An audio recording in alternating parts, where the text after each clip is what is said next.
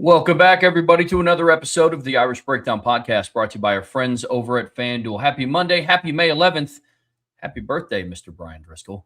Definitely a good way to kick off the week, man. Definitely yes. Kick off the week. Yes. A lot of people are like, I don't want to work on my birthday. And I'm like, well, I mean, I kind of like what I do. So I'd like to talk offensive line play on my birthday. So let's do it, son. No, but it's going to be appreciate that. Here's my birthday request for everyone. If you are not a member of the Irish Breakdown message board and you want to send me a little birthday present, sign up for the message board at boards.irishbreakdown.com. I would greatly appreciate that as a birthday present, because the best thing about that, Trevor, is it not only is good for Irish Breakdown, but it also is good for you, the person signing up for the membership, because it is truly a great community and lots of great breakdowns, lots of great intel, lots of great people. I'll be honest with you, Trevor, I woke up really down today. I had a long night. There's just a lot on my mind and a lot going on. I just kind of woke up just like not in a great mood this morning, had a headache. Wife gave me some, she helped me feel better, made me a cup of coffee, got me some Tylenol, and I don't normally take medicine for a headache, Trev. That explains you how bad my head hurt this morning. Sit down, I'm like, I gotta work. First thing I see is like a multi-page happy birthday thread, and it just brought a smile to my face and just really just immediately helped get me in a better mood. And so I really much appreciate that. I really appreciate that. So thank you all for that. And there's some people that are saying happy birthday in the chat that were also saying happy birthday in that thread. So I really appreciate y'all. The care and the love that y'all gave helped me get it out of a bad start to my day. And now I'm in a great mood and ready to get after it. So thank you all very, very much for that. Heck of a way to start the week, Brian. And like you said, we're talking offensive line today, and we're continuing the State of the Program series. But with offensive line, we're going to approach it a little bit differently. It's difficult to talk about the offensive line the same way that we've talked about some of the other position groups, because as we know, the offensive line has to work together as a singular unit, whereas the wide receiver core could be, this guy this game, this guy this game, maybe multiple guys a certain game. All 15 to 16 games that Notre Dame is going to be playing this season, we want all 5 of the offensive linemen to play together solidly as a unit. So that's how we tailored the show today. So part 1, we're talking about spring takeaways, what we learned about the starting 5, or really the starting 4, with Ash and Craig coming back ideally around the summer, then into fall camp. And then in part 2 of today's show, we're diving into the future, but like the near future. There's a world where Notre Dame's offensive line outside of Will Black at left tackle could potentially look completely different in 2027. So we're going to talk about the depth and what we've seen from some of the younger players. And then obviously in part 3, we're going to dive into the future more so down the road and how Notre Dame is faring on the recruiting trail. And then we're going to wrap everything up today with a mailbag. So make sure that those questions are geared towards the offensive line. We could talk about past, present, future, Notre Dame offensive lines, offensive linemen, talk about some other offensive lines across the country. But man, this is going to be a fun show today. I've already seen it in the chat. I know Black Irish, our guy Christopher Galloway's fired up. He loves talking. Yeah, this is his day, man. He's a former college offensive lineman and loves talking offensive line, and even more specifically, loves talking about interior offensive linemen. So, hey, Chris, just so you know, that question that you put on the board, I actually merged that into the recruiting mailbag thread and answered your question there. So it didn't disappear, get deleted or anything. I put it into the mailbag so that way more people could see it. And then I did respond to that because it was a very good question. So, but yeah, we had fun this weekend on the message board, Trev. I said, hey, let's do a weekend recruiting mailbag. It's like, I think 6 pages long, lots of great questions. And I think the answers were pretty good, but we'll find out how it all goes. But it is going to be a very interesting weekend. Or week from a recruiting standpoint. I do expect it to be a busy couple weeks for Notre Dame, but we'll see how things go. But yeah, I'm ready to rock and roll, Trev. Start talking about some offensive line. I think as we look at the state of the program, one of the big questions we had coming into the season was Marcus Freeman says he wants to be a line-driven program, but they just haven't been that yet. And could they become that? And we talked about the the defensive tackles and the defensive ends last week and our feeling of how good they potentially could be. Now it's time to discuss, can the offensive side of the ball hold up their end of the bargain and say, if the defensive line is as good as we think it can be and hope it can be, and honestly, it has played like there are times in recent years where the defense has been driven by the success of the defensive line. We have not seen that from the offensive line since Marcus Freeman showed up. That's what they're hoping to accomplish this season. And one of the things that we'll discuss is, did they get there yet? I mean, are they there yet, Trev? And I think that's honestly the answer to that question is that we asked before the spring is going to have a big say on how good this team can be. But I'll speak for myself. I was cautiously optimistic about the offensive line coming into the spring. There's still a level of cautious optimism because we haven't seen this group of five play in the spots they're in, or even this group of five. We didn't see all five of them this spring and all that other kind of stuff. But coming out of the spring, heading into the summer, my optimism about this offensive line certainly grew throughout the spring. I'm with you. Are they there yet to be considered a line-driven program? No. But have they taken the necessary steps in spring to become that? Absolutely. And that's one thing that we needed to see. There was a lot of rumblings before spring practice started, and we were looking in between the weeds of, okay, there's this video put out, and you're reaching out to your sources. Is Joe Rudolph finally going to make the switch and move people to where they have the highest ceilings? We got that question answered on the first day. Then the question that we posed was, okay, will you have the patience to leave them there? Will you let Sullivan Absher be planted and grow in one spot? You know what Anthony Knapp gives you at left tackle. Will you have the patience through the duration of spring to just leave Will Black there and let him grow, go through the growing pains? Because like you mentioned, he's going up against a very talented defensive line in Boubacar Traore and Keon Keeley and Bryce Young and Rodney Dunham. And so that's the level of talent he's facing every day. Will Anthony Knapp look like what we thought he was going to look like at guard? And I think we got the answer to those questions too. I'm with you. My cautious optimism turned into just kind of pure optimism. Now the task at hand is growing and building on the foundation that you laid in spring. But I feel a lot better coming out of the spring than I did going into it. Yeah, and look, there's a reason why there's still a level of caution in this optimism, because we saw them in a few practices in the spring, but not a ton. The other one is because we still have not seen this line play together as the expected starting five. And while there's a lot of familiar faces coming back, they're all in new places. And what's wild to say this, and we've said it before, but the only player that lined up this spring at a position where he started a game last season is Joe Wadding. That's it. Now, Sullivan Absher played right guard in meaningful snaps last year against Miami. There was a bit of a kind of a rotation in that first game. So even though he didn't start that game, he did play meaningful snaps. But Gerby Lambert never played a meaningful down at right tackle. He never played a meaningful down at left tackle. Anthony Knapp has literally has never played a down of left guard in his Notre Dame career. I don't even know that he's practiced it that much.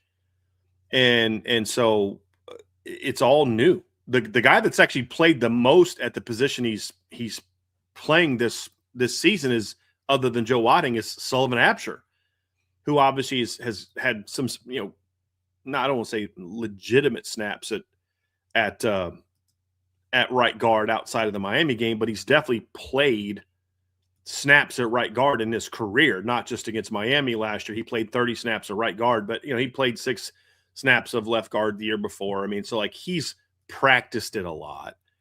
So it's not like this giant transition for him, but I mean, most of his career, he has more career snaps playing tackle than he does playing right guard. He has 36 career snaps playing right guard. He's played 53 combined snaps at left tackle in his career as the number 2. So that part of it is there. And really, so what you look at it is, okay, do they have the guys in the right spots? Okay, check. Let's talk big picture first before we dive into specific players. Do they have the right players in the right spots? In our opinion, yes. So check that box. I think Knapp moving inside is what we wanted. Keeping him and Will Black next to each other, I think makes a lot more sense than having Anthony Knapp not only move into guard, but now force him to play right-handed, even though he was a left tackle in high school and a left tackle at Notre Dame. Like, it just made sense to just bump him in as a spot. which means moving Sullivan Absher over to right guard, which is a position he played. It just made sense to do that. And so they did it. And then, you're bumping Gerby Lambert back out to right tackle. In reality, that's the position he's primarily played at Notre Dame. He only moved to right guard in response to Charles Jagasaw getting hurt. If Jagasaw doesn't get hurt, Gerby Lambert's the right tackle last year. Not starter, who knows what would have happened with Emil Wagner, but like he was playing right tackle. He would have been the number 2 right tackle if he doesn't take over for Emil Wagner at some point in time, because Emil had some struggles at times last season. But let's just assume he doesn't. That's not a foreign position to him, even though he's never played a meaningful snap there.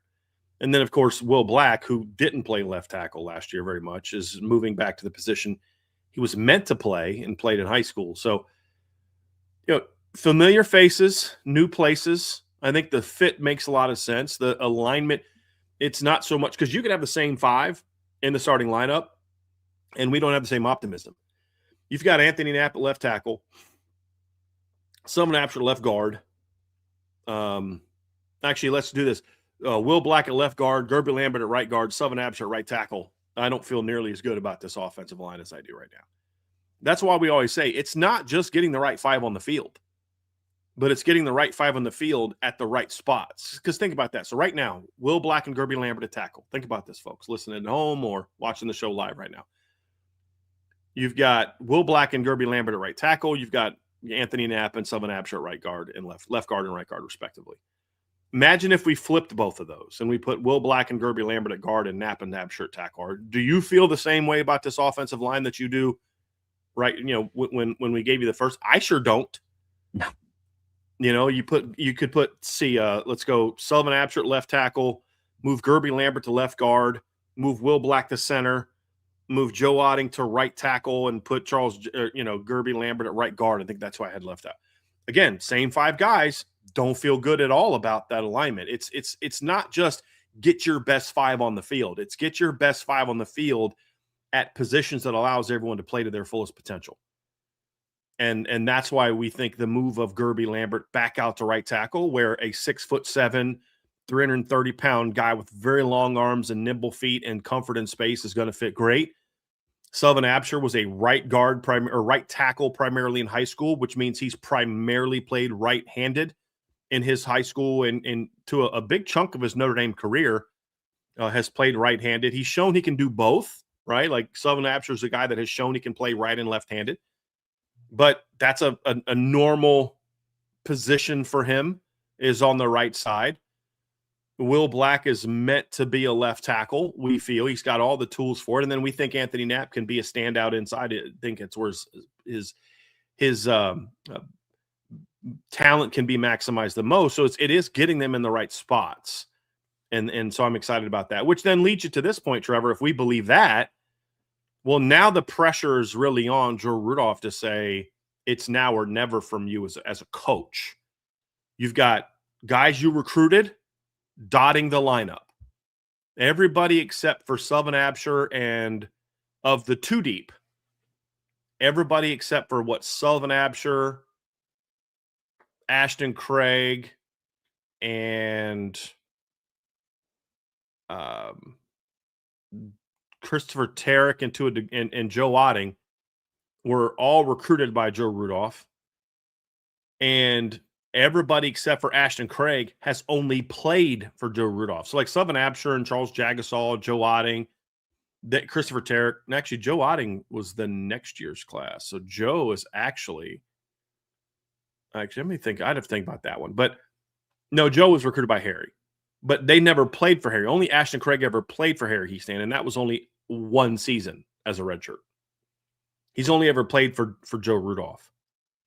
So it's now your line. It's now your guys. They've all been with you for at least 3 years.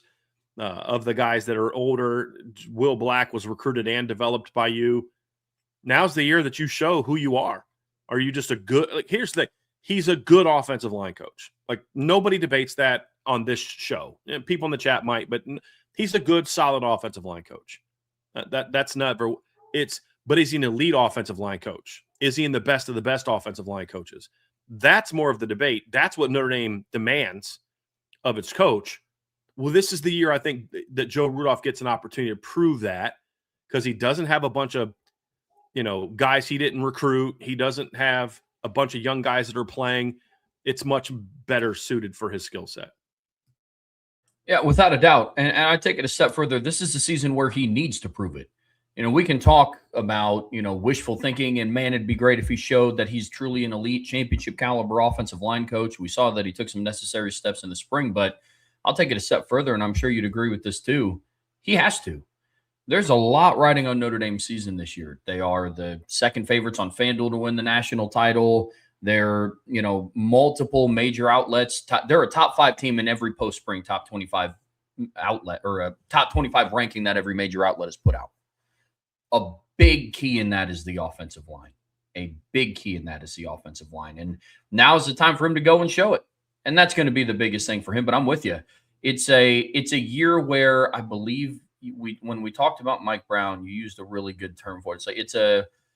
It's a year to not necessarily like a make or break. I forgot the term that you used for it, but it's almost like it'll provide clarity.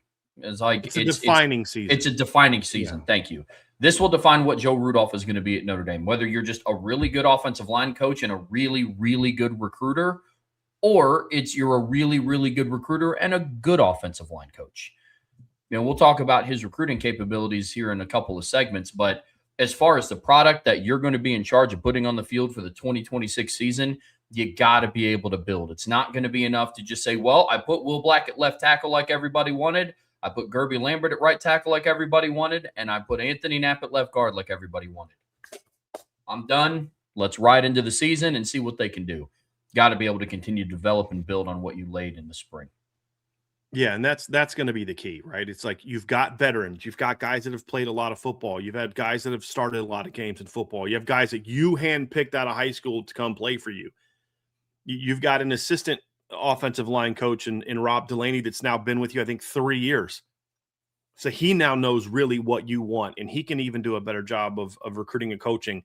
You have an offensive line that has played way more snaps in this system than they did in any other system. Like in 24, the offensive line is learning a new system. And in 25, it's year 2, but it's still, you've got some young guys. It's year 2. Now it's like, look, Anthony Knapp's going into his 3rd year in the system. Gerby's going into his 3rd year in the system. Sullivan Absher's now spent more time in this system than they did, in the previous one. And so now it's just like, it's literally everything is in place for you now. Now it's time to go prove it. Now it's time to go say, hey, look, maybe it didn't take, it took a little longer than we had hoped for to get this thing going. But now it's like, okay, 23, 24, 25, you had 3 years to build this thing up the way you want it. Now you've got to build up the way you want it. You've got 2 former 5-star kids that you recruited. You had your guy, Anthony Knapp. I mean, Joe Rudolph has staked his reputation on Anthony Knapp. I mean, that's just flat out a fact. Recruiting him to Notre Dame, starting him at left tackle, really pushing him and promoting him. And I don't mean this like he shouldn't have been starting. Anthony Knapp should have been a starter last year. We don't debate that. That's not a question. But it's more of like if Anthony Knapp doesn't pan out, it's like, this guy recruited this guy who's not that good, and he's probably a Georgia Tech caliber player. You've given this guy this push, and you keep insisting on leaving him at left tackle. I mean, there's all take every negative stereotype about Joe Rudolph and Anthony Knapp and assume that they're all accurate. That dings him a little bit, because you're not only like, okay, I don't know how good of an evaluator he is, but then he also takes his favorite recruit and just leaves him at this one position. Anthony Knapp's development has shown that Joe Rudolph's a pretty good evaluator of talent. Watching Sullivan Garvin this spring showed us that he's a pretty good evaluator of talent. Because I wasn't fired up about Sullivan Garvin when Notre Dame first went after him. I was like, hey, he's a solid player, good depth guy. He needs to be your, lowest ranked recruit in the class. And then you watch Sullivan develop, and you're like, well, did Joe Rudolph get lucky that a guy was better than maybe he thought? Or is that part of Joe Rudolph making a good evaluation and seeing like something in Sullivan Garvin is like, look, this kid, as he does this and this, he's going to be really good. And that's what Anthony Knapp is. And now that he's been willing to move Anthony Knapp inside, now you give Anthony Knapp his best chance to succeed. And I think that's where we start talking about the players, Trev. That's where we start, is right there with Anthony Knapp is, like I said, he's basing his reputation off. I should say he's not doing that, but I think his reputation in a lot of ways is as a developer and an evaluator is wrapped up in Anthony Knapp. Anyone that knows anything about offensive line play can look at Will Black and Gerby Lambert and be like, yeah, okay, that guy's really good. It takes a lot more to look at Anthony Knapp and be like, yeah, that guy's going to be really good. And if I'll just assure you guys now, Joe Rudolph didn't just like Anthony Knapp because, like, hey, we need depth. If you knew anyone that was around during that recruitment, Joe Rudolph thought Anthony Knapp was going to be a dude. He didn't just think he's a nice depth player that's got some upside. He thought he was going to be a dude. And I think it's fair to say that he's on track to be right about that. I mean, he just finished a sophomore year, and he was their best offensive lineman from start to finish. You could argue Billy Schrouth was better than him the first 6 or 7 games, but Billy Schrouth got hurt, and Anthony Knapp was the one that stayed there and had a rough first game, but was solid at the very minimum after that, and at times was very good. Now you go into junior season, and he makes the move we've all been wanting him to make. Now's the time where the people that have been crying for 2 years about moving him inside, yours truly included into that category. It's like, well, now we're going to see if what you've been wanting to happen is going to happen. And from the first day of fall camp, Trev, it was very obvious that this kid is built to play inside. And I don't mean that in a, oh, he's not athletic enough to play tackle. It just means like that kid looks super comfortable playing inside. Technically, he's got things to work on, but he looked very comfortable playing inside. Yeah, without a doubt. Going into this season, regardless of whether he stayed at left tackle or got kicked inside the left guard, Anthony Knapp was going to anchor the Notre Dame offensive line one way or another. He has 27 career starts. He's played over 1,500 snaps the last 2 years. He started every game as a true freshman at left tackle for Notre Dame on their way to a national championship game, and a game that unfortunately he missed due to an injury. We're talking about a kid that started 15 games on a playoff run as a true freshman, comes back, starts every game at left tackle as a true sophomore. And so now, regardless of whether they moved him, he was going to be your anchor. From an experience sample, he's more than doubled up the next closest guy in career starts, and that's tied between Ashton Craig and Gerby Lambert sitting at 12. And so I'm very interested to see what he does now, and because we always assumed that he had a high ceiling. I'm with you. The things that we saw this spring, I think we're going to start to see come to fruition. My question with Anthony Knapp is just how quickly does he get there, not how high is it? That's how I view Anthony Knapp's outlook on the 2026 season. I'm sure he's going to be very, very good on the inside of that offensive line. From some of the interviews and the press conferences that we heard, he's also stepping up into that leadership role as well alongside Ashton Craig. I love that they kept him alongside Will Black. Will Black has talked about how that's helped him out as well. So I'm with you, man. I'm very excited, very happy that they moved Anthony Knapp to the inside. My question for him now is just how quickly does he ascend, not will he be the same that he was at left tackle at left guard. I think that's very exciting to talk about. I am very curious to see what his ceiling is in year 1 at left guard. And I think that's the question that we are going to have to find out. Here's what I'm confident in saying about Anthony Knapp. At the very least, he's going to look at left guard a lot like he looked at left tackle. Like, overall, very good. More solid moments than dominant moments. Very few bad moments. I mean, you take out the Miami game, there were no bad moments for Anthony Knapp for stretches.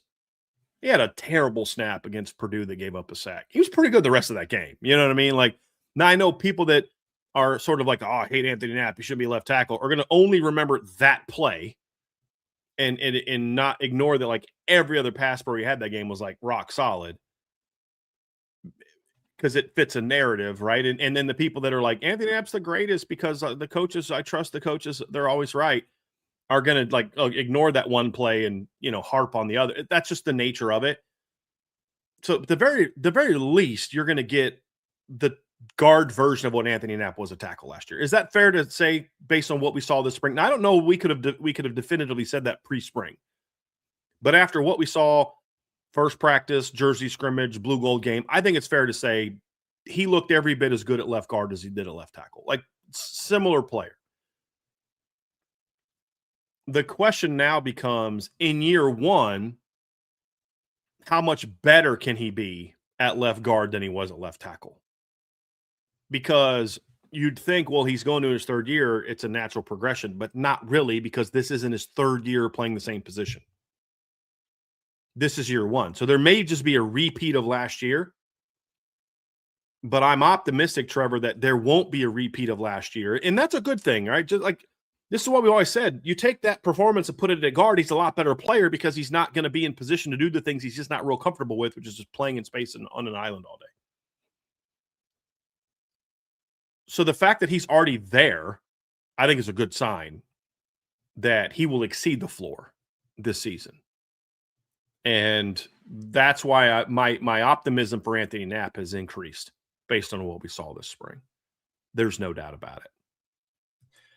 Let's talk about another talented offensive lineman that moved positions this spring, Brian. We're talking about Gerby Lambert. He's somebody that when he came to Notre Dame, he was considered to be kind of like that next elite tackle to follow, maybe not immediately, but to kind of follow in those Joe Alt type of footsteps. He gets kicked inside the guard last year just due to injury to Charles Jagasaw. Now he's back out at right tackle.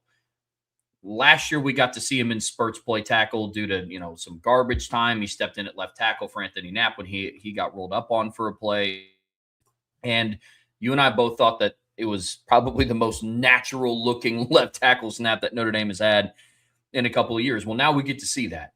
And we got to see a lot of that this spring.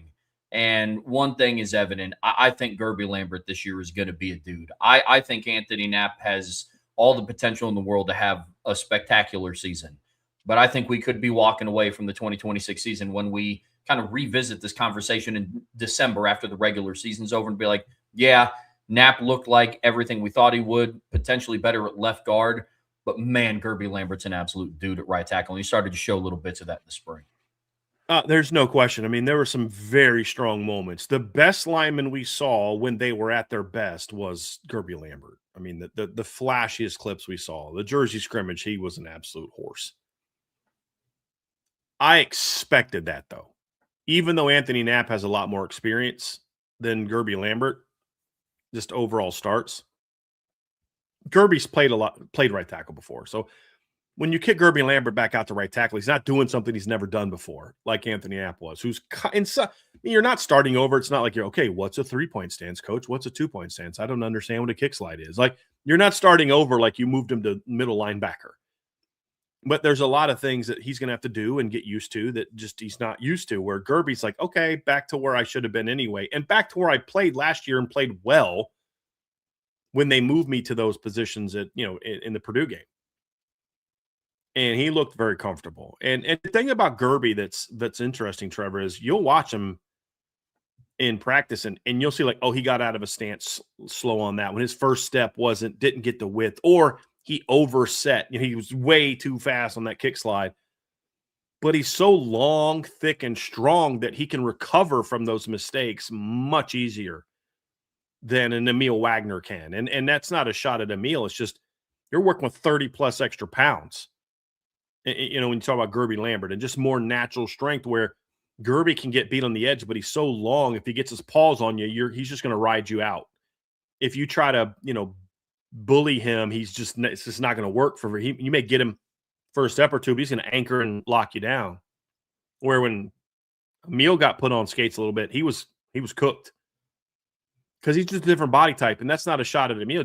He just didn't have the there's nothing he could do to be Gerby Lambert, no matter how hard he worked. And we all know the one question that no one ever raised about Emil Wagner was, will he work at it? Like, that was never a question mark. Is he big enough, strong enough, athletic enough, those type of things.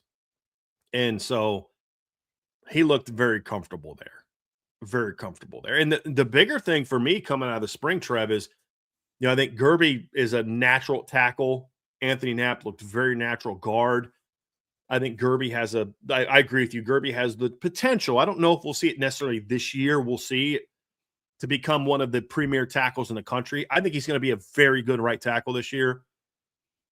I personally don't want to get too much into let's name him a preseason All-American. I'm not saying you're saying that. That's not what you said. I'm simply stating like that's what you do. Like, okay, this guy's going to be a preseason All-American. I'm not ready to go there yet, but it wouldn't shock me if he does, just because I want to give him a chance to, be a second-year starter at a new position and that kind of thing. but it wouldn't shock me if he gets there. What was more surprising is how comfortable him and Sullivan Absher looked playing together. I mean, they spent the first half of last season playing the same position, not playing together, the same position. And then Absher moves to left guard, when Billy Strouth got hurt. And you watch them play together from the first practice of spring to the end. Every time we saw them, it's like, dude, these guys have a really good rapport like now. And they just started playing side by side like this spring, winter. I mean, I'm sure there was some football school stuff where they were doing that. So, man, that was the really encouraging thing to see. And part of that's just that they have a rapport, but the other part of that is we saw a much improved version of Sullivan Absher this spring, Trevor, and one who is starting to show some leadership. He's acting like the oldest guy in the room, which is what he was this spring. He's the oldest guy in the starting lineup this spring. And he was acting like it. I would argue that Sullivan Absher made the biggest jump this spring. Going from what people believed him to be as just a placeholder until Charles Jagasaw gets back healthy, or they're waiting for now just Matty Augustine to pass him by. We're talking about a kid that just put his head down, grinded, and is now the solidified right guard going into summer workouts and into fall camp. And I'm with you. I definitely think he's become a much more consistent player. He's showing leadership in the room. He is who some of the young guys turn to when they have questions, which is something that I love seeing. And I mean, the kid has enough experience for it. I mean, in his career, he's played every single position except for left tackle. I mean, man, we're talking about somebody that's been tried. Absher? Yeah. Well, he's played left tackle. Okay, well, then he's played every single position. He's played 29 snaps in his career at left tackle. Yeah, I mean. Trev, literally, the only position he hasn't played in a game is center. But as you pointed out, we've definitely seen him take snaps in practice at center. So he's literally played actually, here's the stat for you, Trevor. He's played at least 24 snaps at right tackle, left tackle, right guard, and left guard in his career at Notre Dame. That's just crazy. That's absolutely crazy. But that also has given him enough of a foundation and enough experience to be able to go and help through a lot of the younger players at multiple different positions. You and I had a conversation about Sullivan Absher when the season ended, and we said that he is a player that people should keep an eye out on if Joe Rudolph has the patience with him to just stick him at a spot and just let him grow. Mm-hmm. That's the only thing that he needed. Now, is he going to go look like Quentin Nelson this year? I'm not going to bet on it. Neither will Anthony Knapp. That's what I'm saying. That's what I'm saying. Will Black or anyone other offensive lineman in college football this year, yeah. 100%, man. And Notre Dame doesn't need him to be that. But the thing that I love that I saw from Sullivan Absher this year was growth, taking advantage of the opportunity. And he's showing people that he should not just be considered the placeholder for whenever player A passes him by or whenever player B gets back from injury. Mm-hmm.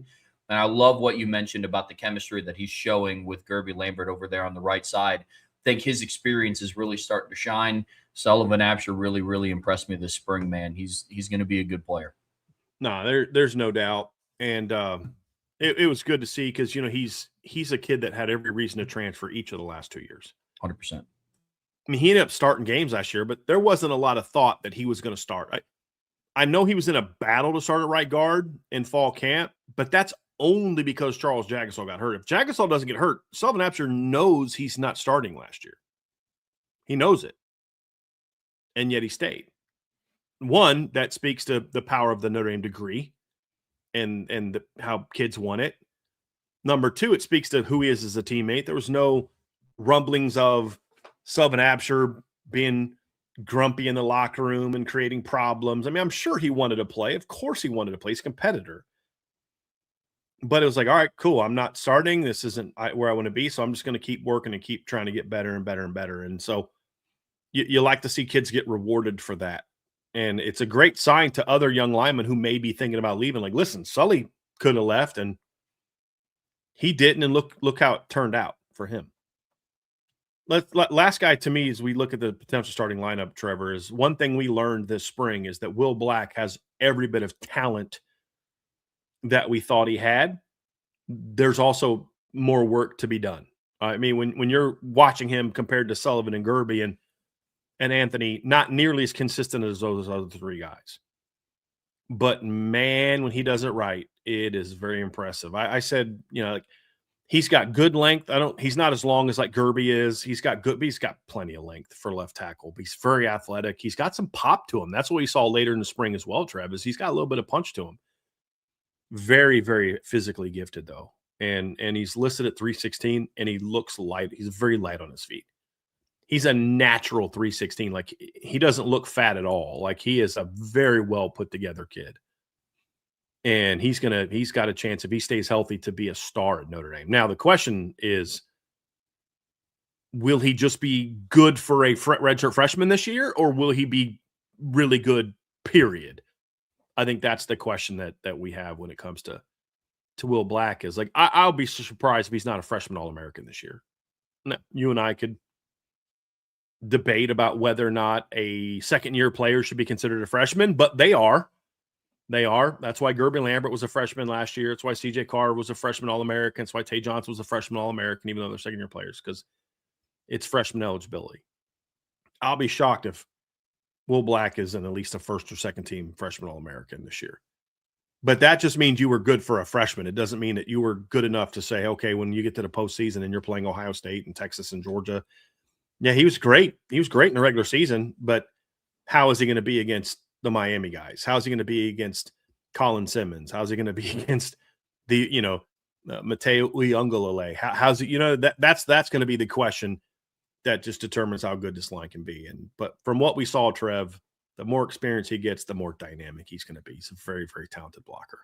That's the thing. Like you want to see okay, are the physical tools what we hoped they are when you finally get to see a guy in a Notre Dame uniform and not just watch them on high school highlight film? Like, is he as good as we hoped he would be, as he's put on 30 pounds from when he committed Notre Dame, he's listed like 280, 285. He's now 316 in a short period of time.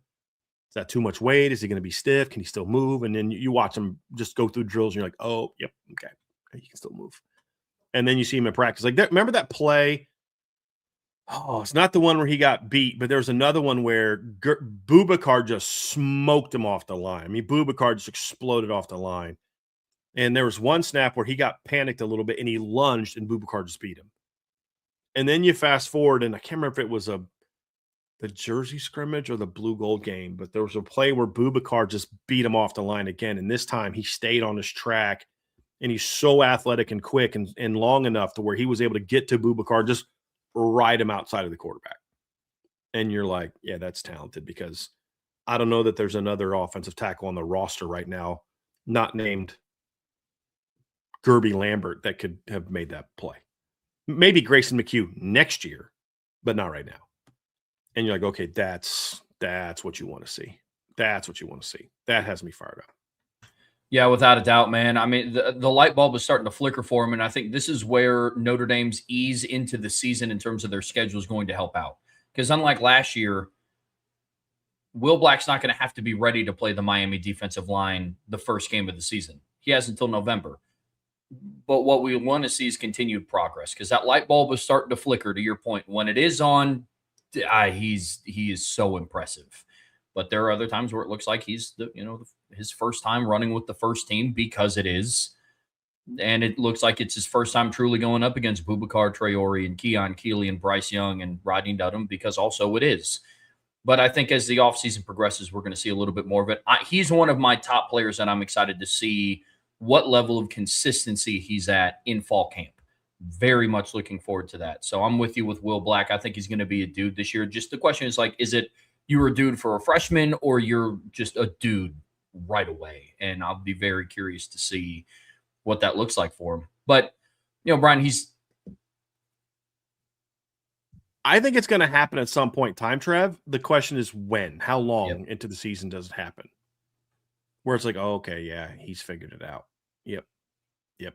Because I don't know if at the beginning of 2022, I don't think Joe Alt looked like end of season Joe Alt in the first 3, 4, 5 games.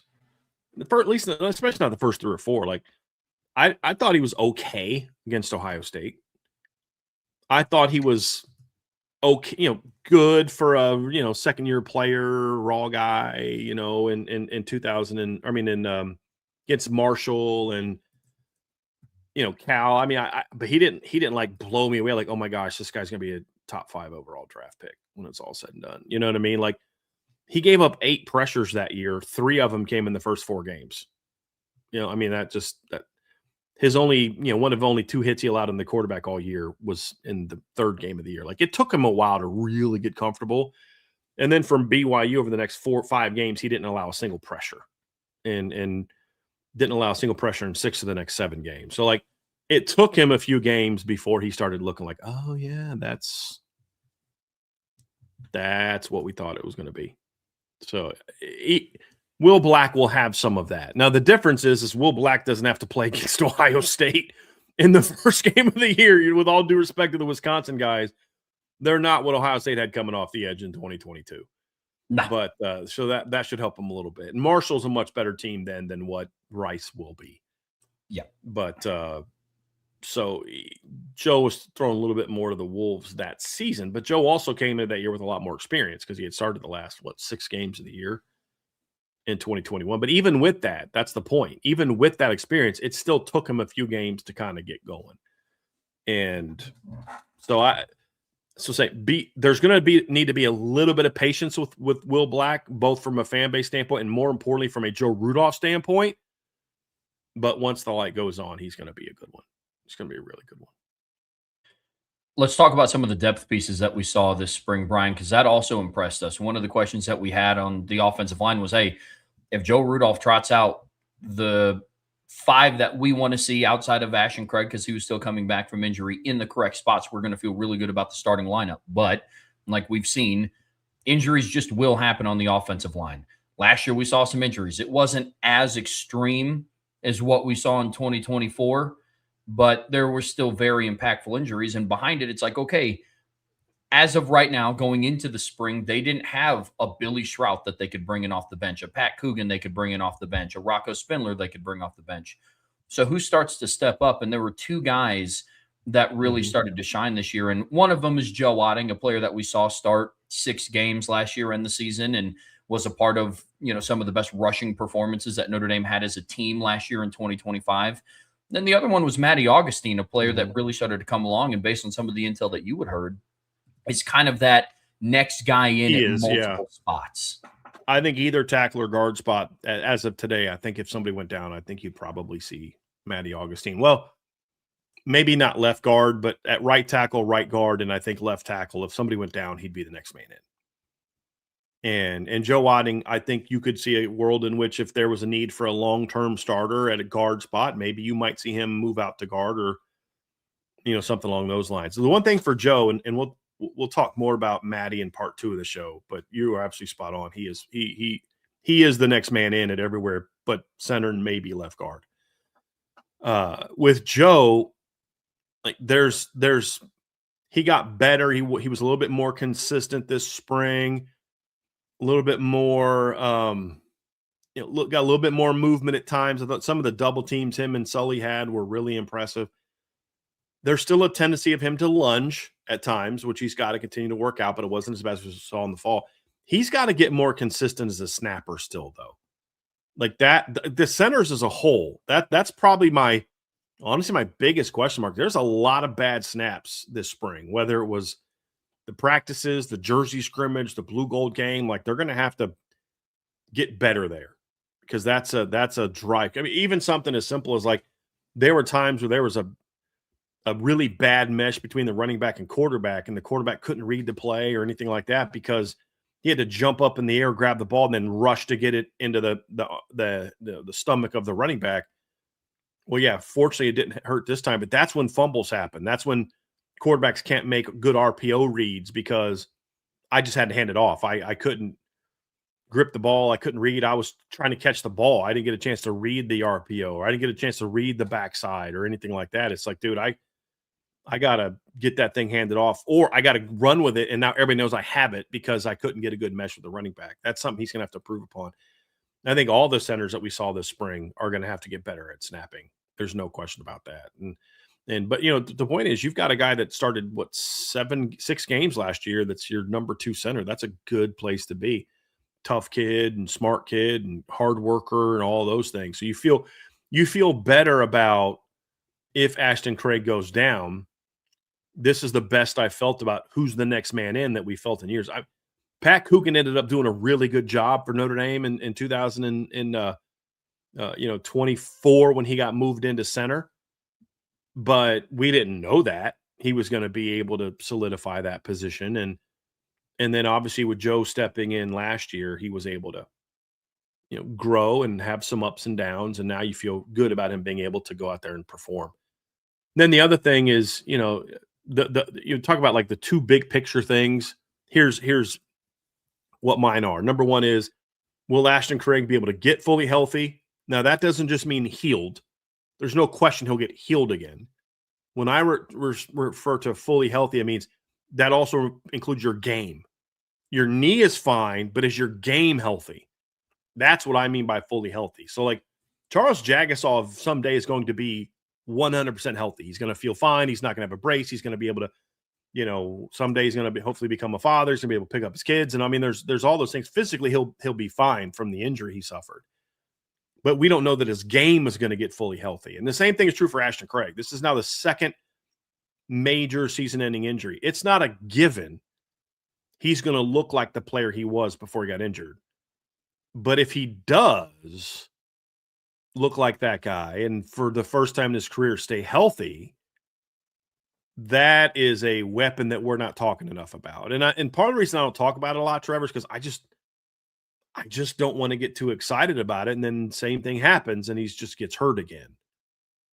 But if Ashton Craig is when he's in the lineup, in my opinion, if he's the guy he was before the injury, you will then plug in one of the most talented centers in the country right into that spot. And a guy that had some really good film last year. I mean, what's funny is the only really game I thought he struggled in was the game he got hurt. I thought he struggled a little bit against NC State. Like that. Other than that, I thought he was pretty good. He had a snap here, snap there. Everybody has those early in the year, but like he was pretty good.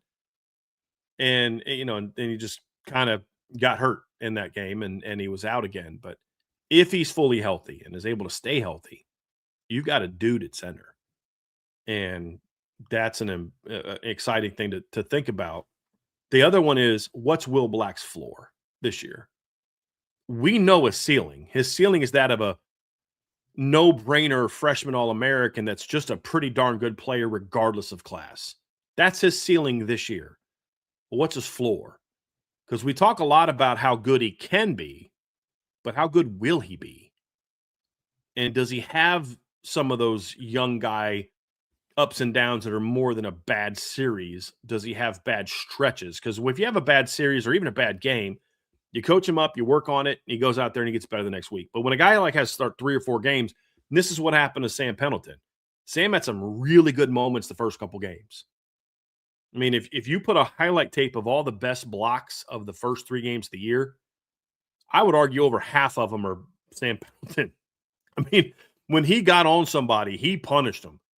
But if you did a highlight tape of the 10 worst blocks of the first 3-4 games of the year, or actually say games 3 to 6, a lot of those are also Sam Pendleton.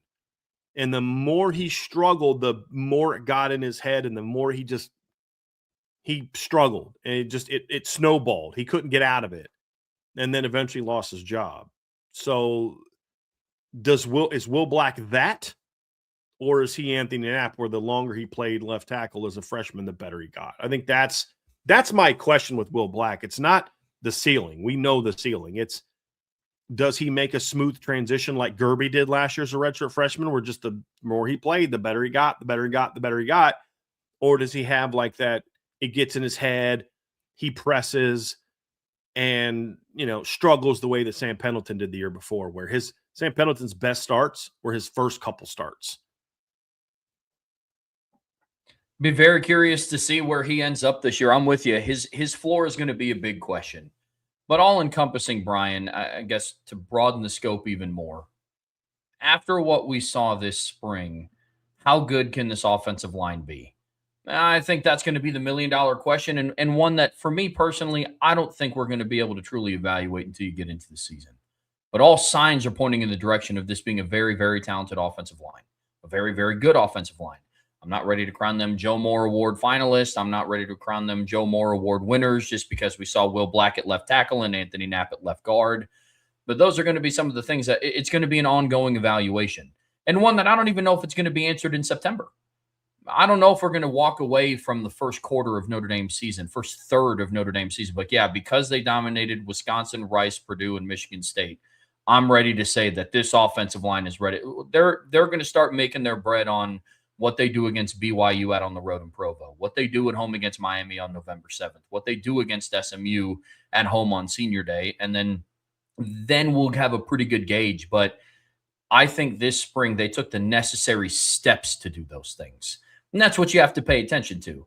Like Karen said at the start of the show today, there's 117 days until Wisconsin. They didn't have to be ready to play Wisconsin after the blue gold game. But that's going to be an ongoing evaluation throughout summer workouts, throughout fall camp, and then as the season starts. But I think that they're trending in a very, very positive direction. What I saw from the spring is this. We always thought they had the potential to be a Joe Moore award-winning offensive line based on just the God-given tools of what we think they can be, but don't know that they will be. We thought that coming into the spring, I think they can be a Joe Moore award-winning offensive line because I think Gerby can be a big-time guard. I think Anthony Knapp can move to guard and be fine. I think Will Black can do this. I think Sullivan Absher can get better. Now it's like, okay, if they just keep doing what they're doing, they're going to be in that conversation. Just no setbacks. They're pacing towards that.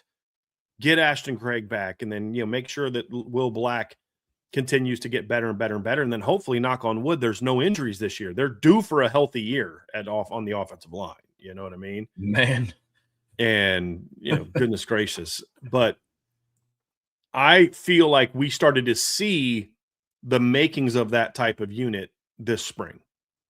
Now, are they arrived? No. Is there room for improvement? Lots. But that's also true for every other offensive line and every defensive line and receiver room. Everybody has lots of room for improvement at the end of April. That's part of the offseason. If you've peaked in April, it's going to be a long year for you. I'm just going to tell you that right now. But I'm much more confident that, yes, they are absolutely that caliber of unit. They just need some of the things that we've talked about to go right. Brian, up next here on the Irish Breakdown podcast, brought to you by our friends over at FanDuel. We're continuing the offensive line conversation, but now we're going to kind of get into the future, more so the immediate future.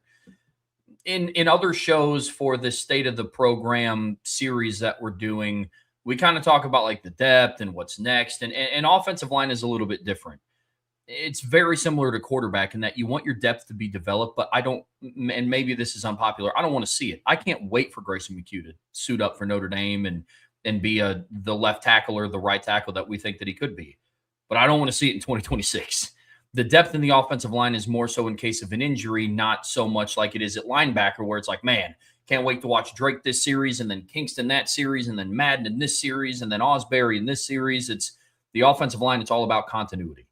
And it's about moving together as a unit. So the depth is a little bit different of a question. It's why we formatted the show this way. But that's kind of where we're at. It's an offensive line. It's different. It's not really a rotation spot. Yeah. It's more so if something happens. And what we've learned the last 2 years is that if something can happen, it will happen, which is why developing the depth is so crucial. Yeah, and then also the depth not only impacts how things are going to go this year should the worst things happen, it also – your depth and the quality of it is going to also kind of determine who you're going to be moving forward. Because we've seen under Marcus Freeman, we've seen Notre Dame take a portal quarterback. We've seen them take portal tight end. We've seen them take portal receivers, portal D linemen, portal corners, portal safeties. We haven't seen them take a portal linebacker. Not one that's like going to play. They had the kid from Princeton a couple years ago that was meant to be a depth player, but like not someone that's going to play. We haven't seen him take a portal running back that was going to play. Like, again, they took Jake Tefelsky, they took Max Hardeman, but not guys that were going to like be part of the rotation, unless I'm forgetting someone. And we also haven't seen him take a portal offensive lineman under Marcus Freeman. Now, obviously, they took, Vince's favorite player, Kane Madden, back in 2021, but they're going to recruit and develop the offensive line. Now, have they looked at some portal guys? Yes, because there's been times when we weren't sure, and looking at it from their standpoint, we were not sure about the depth and that. But the future of the offensive line is going to come from guys in the 2 deep and 3 deep and on the depth chart. And so if we're going to talk about evaluating the future, this is a position where you need to talk a little bit about what's behind them, because we won't talk enough about those guys. Like, if you're the number 3 or number 4 cornerback, we're going to see you play this year. If you're the number 3 or number 4 safety, we're going to see you play. Same at linebacker, same at D-line, same at wide receiver, same at running back, same at tight end. Everywhere except quarterback and offensive line, where the only way you see a backup is if something bad happens, meaning somebody doesn't play well or somebody gets hurt. That's the only time you really see a backup play in non-mop-up minutes. So what does that kind of look like? And I think when you think about the future, we'll talk a lot about young guys, but one big question about the offensive line is, and this is going to impact the future of this season, but even more so down the road, will we ever see a healthy and full-strength Charles Jagusah again? I don't want to spend a lot of time on it, but I think we need to at least address it. I don't want to do an entire show where we just ignore the presence of Charles Jagusah, like he's done something wrong, because he hasn't. Well, he did. He a teenager acted like a teenager. I mean, it's not like he was drunk and on the thing. You know what I mean? An accident happened. And we can, retroactively look back and say he shouldn't have done this. He shouldn't. Whatever. He chose to live his life. It is what it is. Stuff happens. We saw a player from Missouri go to a concert and get shot. It's a terrible situation. Like, so we're going to tell football players don't go to concerts because some moron is, you know what I mean? Like, live your life and just try to make good decisions, but you can't live in a bubble your whole life. It's unfortunate. It is what it is, but and I look at this, Trev, and I say, it's an unfortunate situation. I don't want to spend a lot of time on him, but I do think that that's a legitimate question. Right now, I'm not anticipating us ever seeing a healthy and full-strength Charles Jagusah, just because I'm like, look, anticipate it won't happen, and if it does, great. But you also can't ignore the fact that if we ever do, that completely changes things. Yeah, without a doubt. The way that I look at this is anything extra that you get from Charles Jagusah outside of just returning healthy, and not even healthy as a right guard or a left tackle. I just mean returning healthy as in he doesn't have to continue getting surgeries on his right arm, is gravy on top. Notre Dame as a coaching staff can't put their chips in the center of the table anymore on banking on Charles Jagusah starting in a regular season game. That's just where they're at, unfortunately, because they've done that for 2 years in a row and it hasn't panned out. Now, they've had the depth, which is something that we're getting ready to talk about here in a little bit, to kind of supplement the loss of losing Charles Jagusah. But fact of the matter is, Notre Dame's coaching staff can't be like, hey, we're in a good spot. Jags is going to be our starter for the regular season. It's like, okay, well, the next time that happens will be the first time that happens. And so I hope nothing but the best for him, but I'm with you. I don't know if we're ever going to see it. And I hope I'm wrong, because his ceiling is just insane. And it was when he came in, but there's so many questions that go along with that. A lot of things have to pan out. Not only has he not started a regular season game yet, he hasn't done anything football related now in close to 12 months. Since the spring of, it's actually been over 12 months as far as with pads on. Yeah. Like, I know you're not saying pads on, you're saying, because he was doing summer workouts in June and July, so it's been less than, I'm saying, I'm adding even more to it, Trev, and saying, we haven't seen him with pads on since last April. Yep. It's been over a year since he's done anything football related with pads on. And even before that, the previous year, he only really practiced in the first week of fall camp and then the last couple weeks of the season and spring ball. Like, he's missed a lot of time. And this isn't like a guy that was redshirting or he was still practicing and playing on the scout team. This is a guy that just did nothing football related because of that injury. And that's kind of where I'm at. I'm with you. I'm with you completely, and hope he comes back healthy at some point. But let's kind of look into the future and then evaluate what's next. Obviously, Charles Jagusah is a factor in that. But one thing that I mentioned at the start of the show is there's a chance, and I'm not going to bet on it, because it is Gerby Lambert's first year starting at right tackle. It is Anthony Knapp's first year starting at left guard. But we also can't discount the fact that if Notre Dame has a season we believe that they're capable of having, then they go on and they make the playoffs. They're the clear-cut #1 favorite to make the playoffs on FanDuel. They go out and they play and or win a national championship. We can't discredit the fact that there's a chance the offensive line could look completely different going into 2027 outside of Will Black, because he has to come back. Everybody else can leave. Sure. Sure. Yeah. Sure. So that kind of begs the question of the future, man. And it's interesting to see what happens. And when that's why this conversation is important, because this could be a conversation that's not relevant for a couple years. It could be a conversation that's relevant in a year. And it's a conversation that's relevant to 2026 if what we've seen happen each of the last 3 or 4 years also happens this year, in that somebody gets hurt or someone's get hurt. I mean, that's the reality, Trev, is it hasn't just been an injury here or there. It's been injuries that we have seen the last several years. You know, I mean, 2021, think about this. Well, 2020, going back to 2020, you had Jarrett Patterson get hurt late in the year. And then Zeke Correll steps in, starts multiple games. He then gets hurt. And we had to see Josh Lugg move to center. 2022, we see Zeke Correll get hurt that season. No, 2022, Zeke was a guard and then got hurt. We saw, trying to think who was the injury in 2022?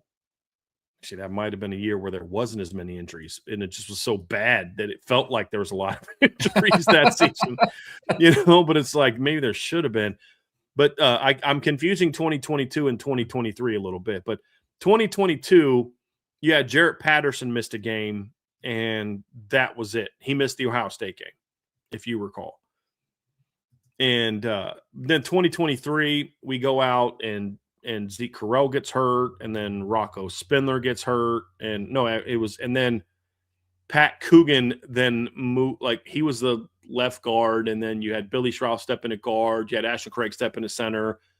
2024, Jagasol gets hurt in fall camp, then Ashton Craig gets hurt, then Billy Schroff gets hurt, and then in the playoffs, Anthony Knapp gets hurt.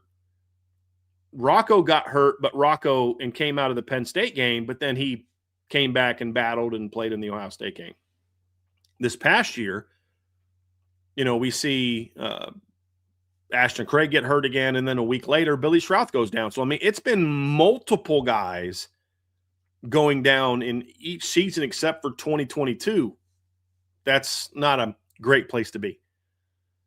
And so the future can sometimes become the present.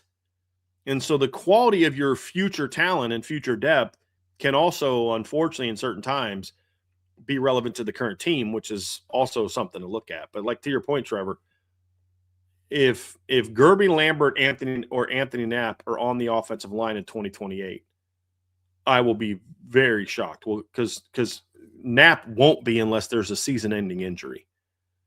And if Gerby's on the starting offensive line in 2028, that just means he hasn't developed. That's just where we're at. Sullivan Absher won't be there. So that's just 2 years from now. So, yeah, the future is important, and how you develop that future is very important. And unfortunately, sometimes the future becomes the present, and that's certainly been the case for Notre Dame. So when you think about the future, what are some of the guys that you look like? Well, number one is, we talked about him earlier, Matty Augustine. His emergence this spring, to me, when I watch him play, Trev, there's a clear difference between Will Black, Gerby Lambert, and Matty Augustine. But that's just because of how good I think Gerby and Will Black are. I think Matty Augustine's a very good player. And it really just comes down to, he's just not the athlete those guys are. But he's big and strong and long and can absolutely play right tackle or guard at a high level. So when you talk about it, he's going to be a redshirt sophomore last year. He is someone that we anticipate is going to have a chance to have a bright future someday. When will that be and where will that be? I think that remains to be seen, but he's got a chance down the road to be that kind of guy. I think his versatility only adds to his value for this football team. Yeah, without a doubt. When I look at Matty Augustine and what he showed us this spring, I'm with you. There's a clear separation between Gerby Lambert, Will Black, and then Matty Augustine. But in the same light, I do think that there's a separation between Matty Augustine and then guys like Styles Prescott and Owen Strebig and players like that, Grayson McHugh. And Grayson McHugh is a kid who's, I know we'll talk about here in a second, but whose talent flashes just as a football player, his time is a little bit more down the road. But I think there's a clear separation between them two. Up at the top, you got those guys that you mentioned. Matty Augustine's floating in the middle. Then a couple of guys who are just, about a season away from it being their time. But Yeah, the biggest question is going to be when and where, but I'm confident that whenever and wherever that happens, Matty Augustine's going to be a very productive player. Do I think he's going to go out and be Joe Alt or Quentin Nelson or what we believe Gerby or Knapp or maybe? Because he's just not that kind of athlete. He's a little bit tighter than those guys are, but he's a big, strong, physical kid that moves well enough to be able to play at a high level should his name be called. Without a doubt. Yeah, without a doubt, man. I'm very much looking forward to seeing what Matty Augustine does moving forward. But, it's not just him. We saw a lot from the 2025 class. Owen Strebig, Cam Herron. I think that those are two players that provide good depth. Oddly enough, Cam Herron, some of the best snaps that we saw from him this spring were at guard. He had some issues at center, like with snaps a couple of times. Like once the ball is out of his hands and he's just kind of looking for work, I think he's a pretty good interior offensive lineman. But when there was I believe it was the Jersey scrimmage, they slid him out to guard, and I thought he looked very natural. I thought he did a good Jersey job. Scrimmage. Yeah. Okay. He looked a lot more natural there than he did center. That doesn't mean he can't play center. Right. It just means he's still learning the specifics of the snap-to-step type of aspect of this game. But when he could just play guard and just be a guard and just step and hit people, he looked good. Which says, like, if the snap-to-step thing ever gets comfortable, he's got a chance to be a pretty good center. But, look comfortable at guard, meaning he can play multiple positions. And then I thought this was a really good we'd be talking a lot more about Owen Strebig if they weren't so loaded at tackle. Like, I thought Owen had a really nice spring. Like, he showed a lot of improvement. He was a very narrow, like tall, skinny kid that looked like he was growing into his body with really unorthodox feet last season. And then he comes out this year and he's still got to get a lot stronger. That's where Owen is still behind his strength, but his footwork was good. He was cleaner, getting into his pass sets. He was understanding he can bend pretty well for a kid that tall. That part surprised me, but I was very pleased with what we saw from Owen Strebig. So that 2025 class has a chance to be very impactful at Notre Dame. Obviously, Will Black's part of that class, Matty Augustine. So they're already two very important guys in the two deep in that. And then Owen Strebig and Cam Herron are two guys as well that have a chance to be starters or good players for Notre Dame at some point in time down the road. Now, doesn't mean they're going to, because there's a lot more talent we're going to talk about, coming down the pike. But you feel like, okay, there's legit good starting talent in the offensive line, especially kind of inside beyond just Will Black. Because if I had to predict, I would predict that if Matty Augustine becomes like a number one guy in the next year or two, it's going to be a guard, not tackle. And and then obviously we talk about Cam Herron. So now there's going to be a battle there with some of those guys, Trev. But I think the 25 class is going to, at the very least, provide you with very good depth as long as they're here. Like we talked about more times than not along the offensive line, you're going to need it. And that's why it's important. But yeah, I'm with you. The 25 class impressed. Owen Strebig's kind of on that Mike McGlinchey path to playing of like, okay, that he needs more grooming than what a Will Black needed. And very excited to see what he does. Right. Yeah. Because there was so much more growing into his body that was needed. And also Matty Augustine was a year older than the other tackles because he reclassified back when he focused on football, because he was originally a basketball player and then, reclassified back. So his time will come.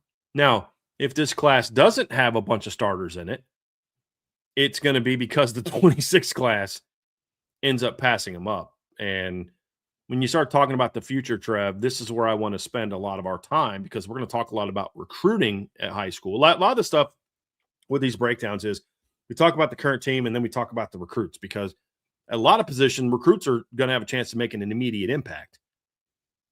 Whoever they get in the 27 class of quarterback and it ends up being Champ Mons is going to go into 27 with the chance that, he's going to have a shot to compete for starting job, and however likely it'll be. And if for some reason CJ Carr comes back in 27, that only enhances the chances that Champ Mons can win the starting job, because he'll now have a year under his belt. Running back, they can help as freshmen. Receivers can help as freshmen. Tight ends, D-line, linebackers, DB. The one position where you rarely see and rarely want to see a true freshman playing it right away is offensive line. So it's a little bit different. When you talk about the future of the position, then obviously this is a place to start. Because as much as I like the 25 class, there's outside of Will Black, there's not the ceilings in the 25 class like exist in the 26 class. And even more so in 27, which we'll talk about here in a little bit, or potentially anyway. But when you look at the freshman class, Trevor, the first thing we only saw half of them this spring. We only got to see Grayson McHugh, Sullivan Garvin, and Charlie Tom. But just of those three, they were all better than expected. And Grayson McHugh came in as a 5-star, so the expectations were already high. The freshman class looked the part of the three that we saw, and it starts with Grayson McHugh.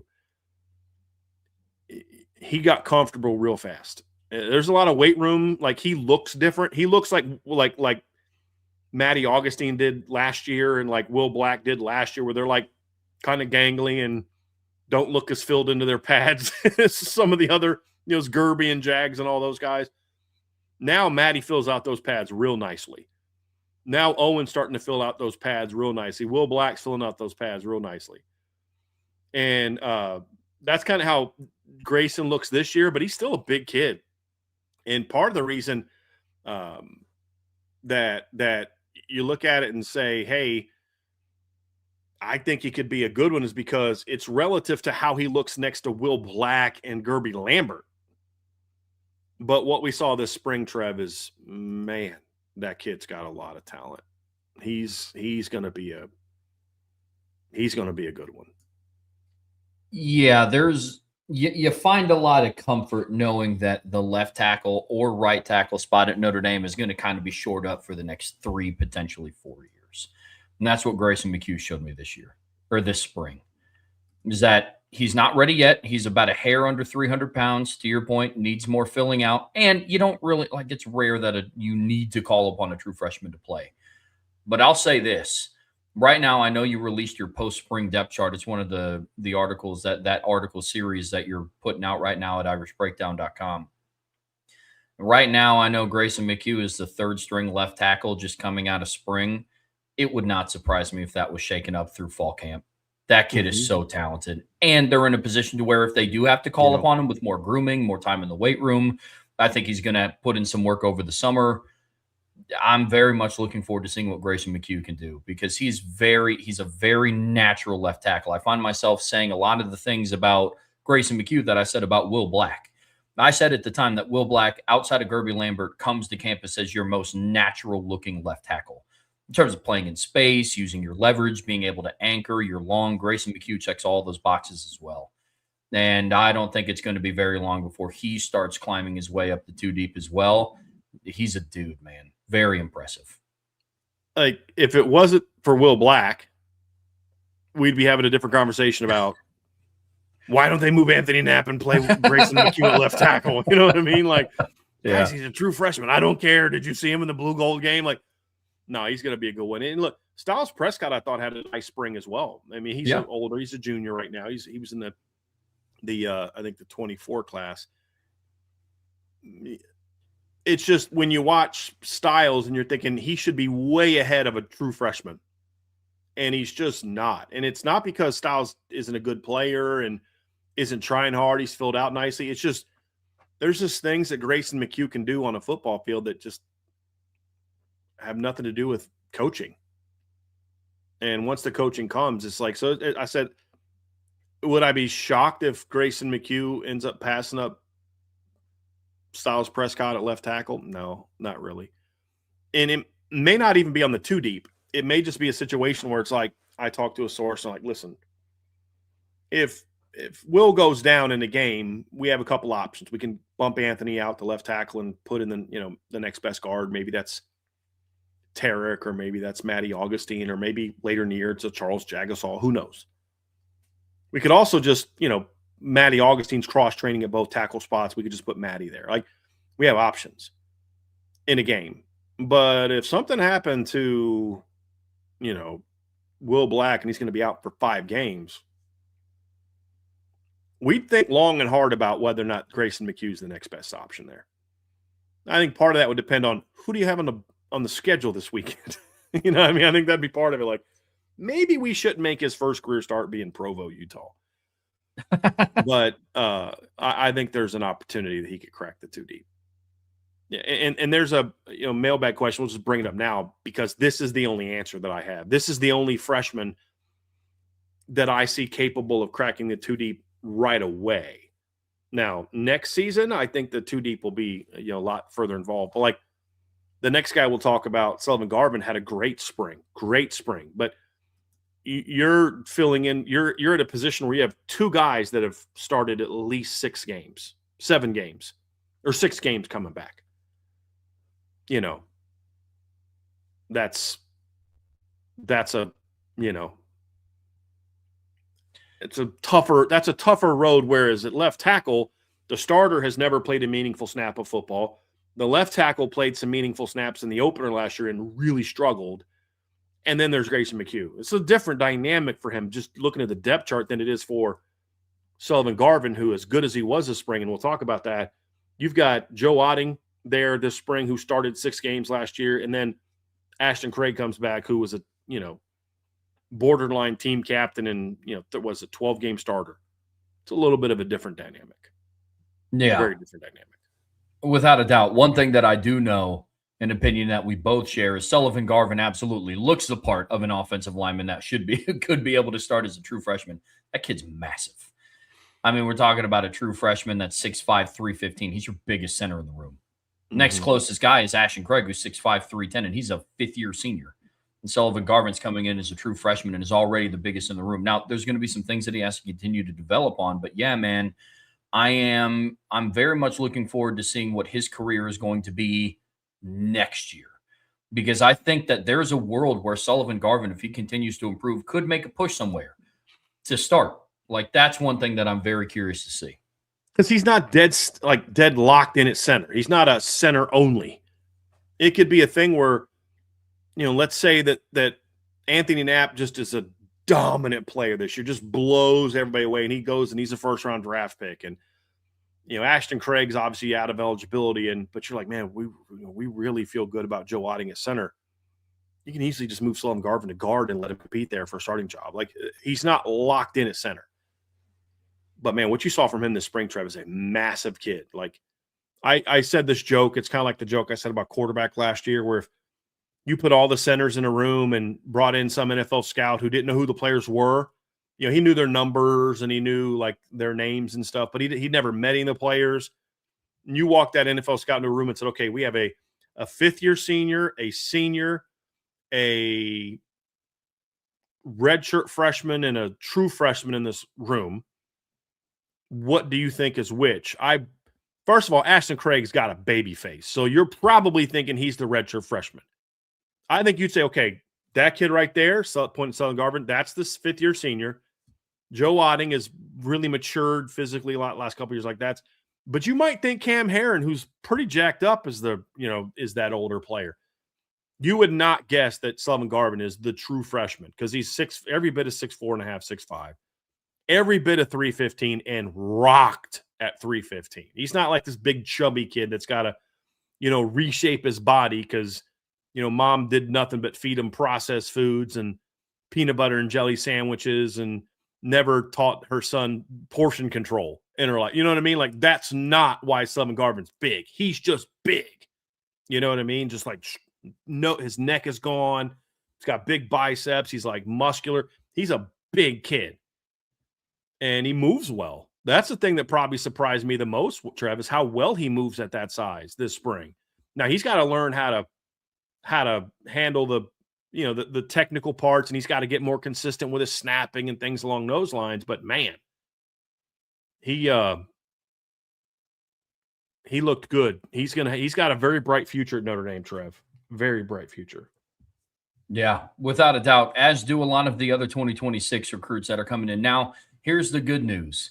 Grayson McHugh, Sullivan Garvin, and Charlie Tom aren't going to be the only freshmen that we're going to see in the summer, because you're kind of getting some, I hesitate to use the word reinforcements because we're talking about depth here, but we get to see essentially the other half of the 2026 recruiting class. Tyler Merrill comes back from injury. Ben Nichols is going to be there, and then along with Gregory Patrick. So Very interested to see how they all start to gel. But I mean, we're talking about kids that already are going to look the part. Ben Nichols is 6'5", 320.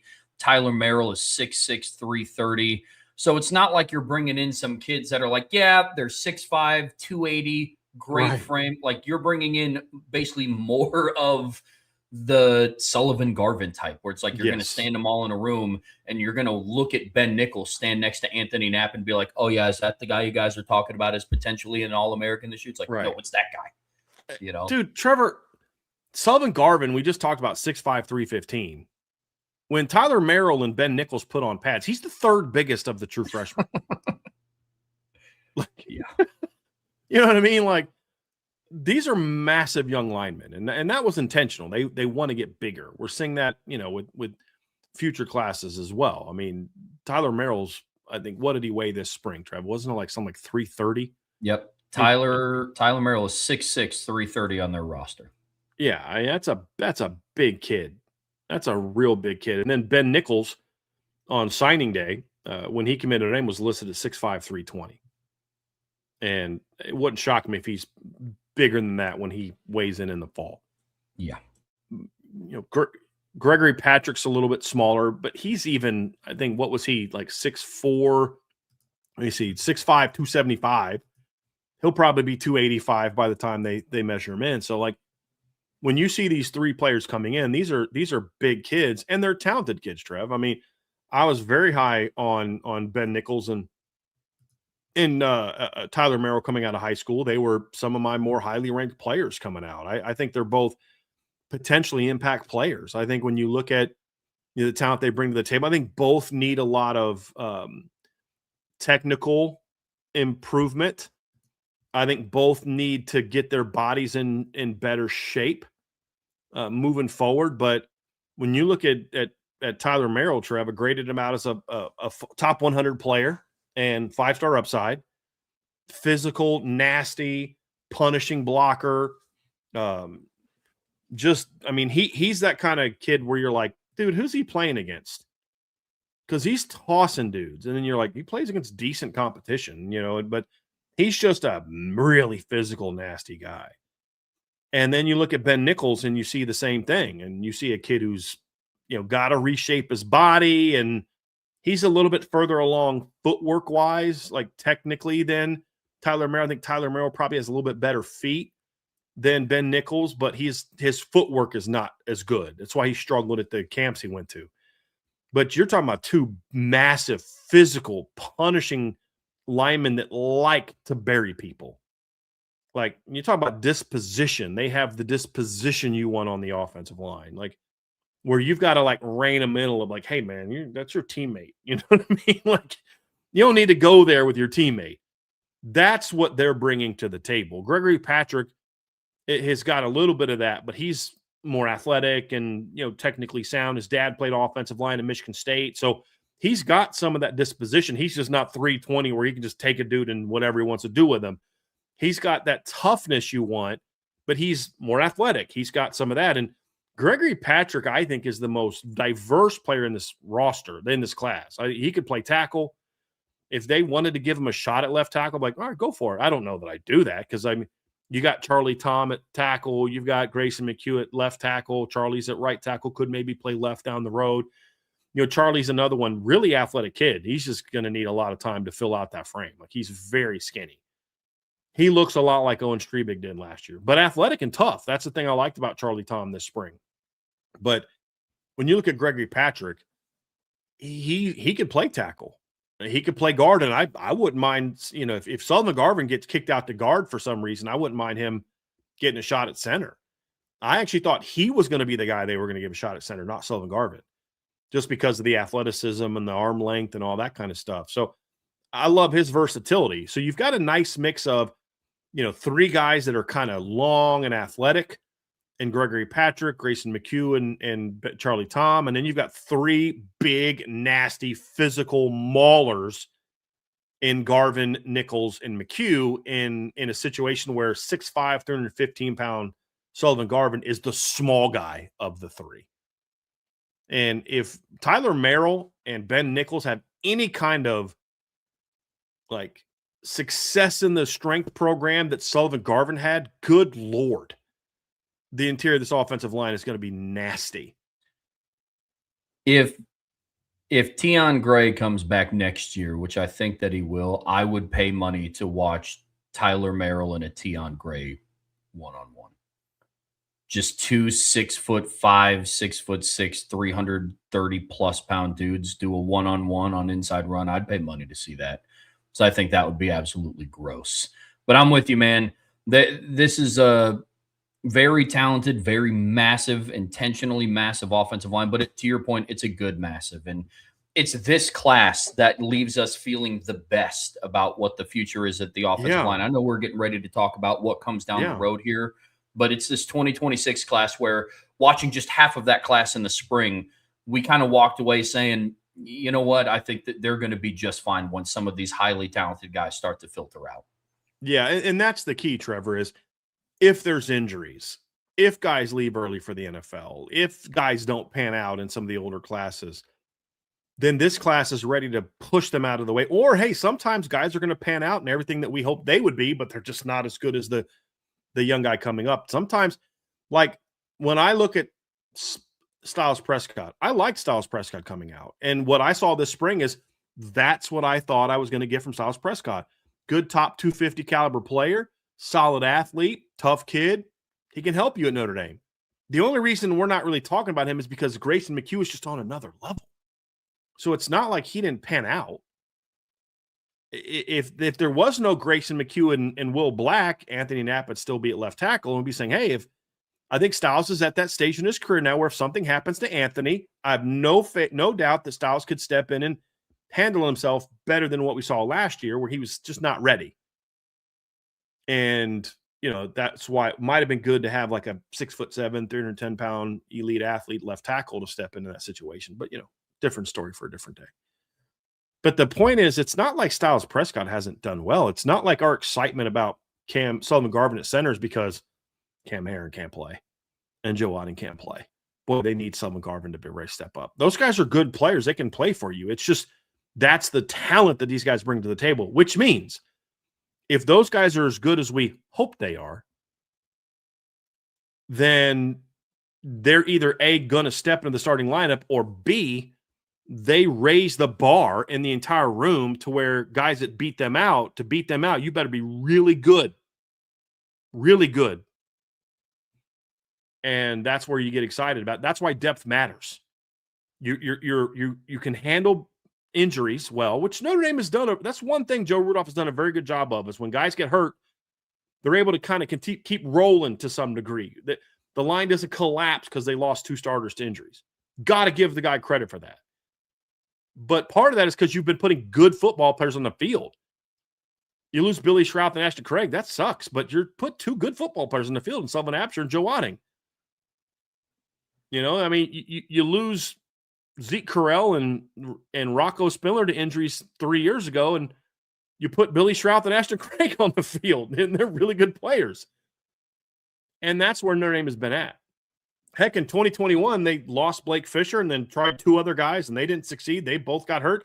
No, I guess we're going to have to sell on Joe Alt. Probably maybe should have gone to him a little sooner, Trev, maybe. I don't know. But probably. But the point is when you've got that depth, that's important.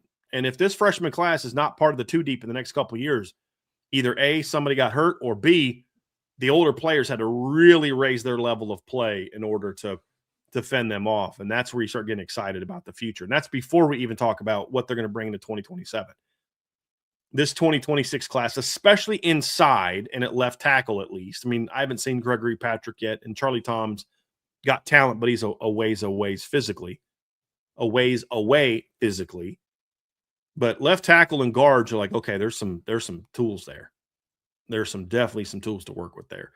And that's why when you just look at the current roster, the present and future is very bright. Your starting left tackle is a redshirt freshman. Your maybe next most physically gifted lineman after Will Black and Gerby Lambert might be a freshman. If it's not a true freshman, it's another redshirt freshman. Your most physically impressive center this spring was a true freshman. Your next most physically impressive freshman center this year was a redshirt freshman, Cam Herron, who also looked pretty good at guard. Those are great things for the future. You're like, okay, and that's why the third team offense kind of moved the ball pretty well in the Jersey scrimmage and the blue gold game, is because they're putting them young bucks out there and they're blocking for Noah Grubbs and they're opening up run lanes, and like, okay, these cats are pretty good. They're going to be pretty good. They're going to be pretty good. There's no doubt about that. Brian, we're rolling here on the Irish Breakdown podcast, brought to you by our friends over at FanDuel. And we're still talking the offensive line. Now we're going to talk a little bit of high school recruiting. We talked about the future of the offensive line for what was on the roster. Now we're going to talk about the additions that they're looking to add here. And where this ultimately starts here, man, is Joe Rudolph. He is somebody that, and it's interesting when you look at his tenure so far, because a lot of people will judge or I guess formulate their opinions on a position coach based on what they do on the recruiting trail and kind of ignore the product that's on the field. For Joe Rudolph, it's almost the opposite. Since he's gotten to Notre Dame, I have had very few questions about his abilities on the recruiting trail. Now, there's still some questions. Are you able to go into the South, pick up a big name offensive lineman? Like, that's something that we'll talk about here. But for Joe Rudolph, he's a proven recruiter and arguably one of the best on the team right now, especially after like the departures of Mike Mickens and all that. But we need the product on the field to catch up to what the production on the recruiting trail has been. I think that's really interesting when you start talking about Joe Rudolph. Look, you can say a lot of things. You can say a lot of things about Joe Rudolph, good, bad, and different. And there's a range of emotions with Joe Rudolph. But the one thing you can't do and have any kind of credibility whatsoever is to criticize his recruiting. Early on, you could question, all right, is he really that good of a recruiter, or is he still benefiting from like the Harry Hiestand reputation in Notre Dame? The O-line U reputation that Harry Hiestand brought to the table. I mean, of course you got Gerby Lambert. Basically, Harry got you to the 90-meter mark of a 100-meter race with Gerby. You know what I mean? Like, yeah, duh, you didn't screw that up. Good job. Same thing with Peter Jones. But then you fast forward to the next year's class, and you're like, okay, it's a pretty good class. Is it an elite class? No, but I don't know that it was an elite year offensive line-wise, period. I think he did a pretty good job getting a Will Black and a Matty Augustine and, guys like that in that class in a year where it wasn't a great O-line class. And Will Black, they got on before really Notre Dame and Michigan got on Will Black before he blew up. And the Matty Augustine one was a really good eval. Like, he was a guy that was a 3-star kid that nobody knew a lot about. They did a nice job there with that class. And then you fast forward to the 26 class, and you're like, okay, now you're getting some really big wins. And you could like make an excuse for these kids are from Michigan. These kids are from the North. And I'm like, yeah, I mean, Northern offensive linemen have kind of been around for a while. And so you can either make a bunch of excuses about, so Harry Hiestand would have done the same thing. Yeah, exactly. And we thought Harry Hiestand was a great recruiter. That's the whole point. It's like, like looking at Jeff Quinn, who's a pretty good recruiter. Jeff Quinn had some very good recruiting wins, but also some very questionable evals with certain players. And just at times wasn't willing to go toe-to-toe for the big boys. What I think Joe Rudolph has done at Notre Dame is not only show that I can go get top linemen. Tyler Merrill's a top 100 recruit. Will Black was a guy that, ended up being a 5-star. Grayson McHugh, they had to go into Pennsylvania and beat Penn State for him. You look at some of the guys they've gone and got, like landed, Gerby Lambert, you had to beat Ohio State to get him out of Massachusetts. And a lot of these wins have been like really strong wins, but they've also had some really good evaluations. I think getting in on Ben Nichols early before he started to blow up, getting on Sullivan Garvin early before even I was like, okay, I mean, he's nice. He's a solid player. He's a tough kid, but hopefully he's the lowest of what you're bringing in. And then you fast forward to his senior year, like, oh, okay, now I get it. Now I get why Joe Rudolph was so in on him early, even though it's like, dude, do you really want to take him this soon? Yes. Okay, I guess I got to trust you. And then you see why. Like, you don't keep getting that lucky year after year after year if you're not really good at evaluation and really good at recruiting. That's the whole point. Now, does being at Notre Dame and being part of O-line U help? Of course it does. but that's not why they evaluate. That doesn't have anything to do with the evaluation process. And that's the thing is after 3 full classes, it's no longer luck. It's no longer, well, of course anyone can do that. Because no, they didn't. Harry did. Ed Warner didn't. Frank Verducci didn't. John Latina didn't recruit this consistently. Like, there's only been 2 coaches in the last 30 years that have consistently recruited offensive linemen over 3-4 classes the way that Joe Rudolph did. And the list consists of Joe Rudolph and Harry Heastand. That's it. That's it. There's some years John Latina had some really nice classes, but then there was other years you were like, yeah. So you've got to give him his props for that, Trev, and say, look, the recruiting at Notre Dame, I think how good of a coach he is still up for debate. Is he just solid or is he really good? That's very much up for debate. Whether or not Joe Rudolph is one of the best O-line recruiters in the country is no longer up for debate.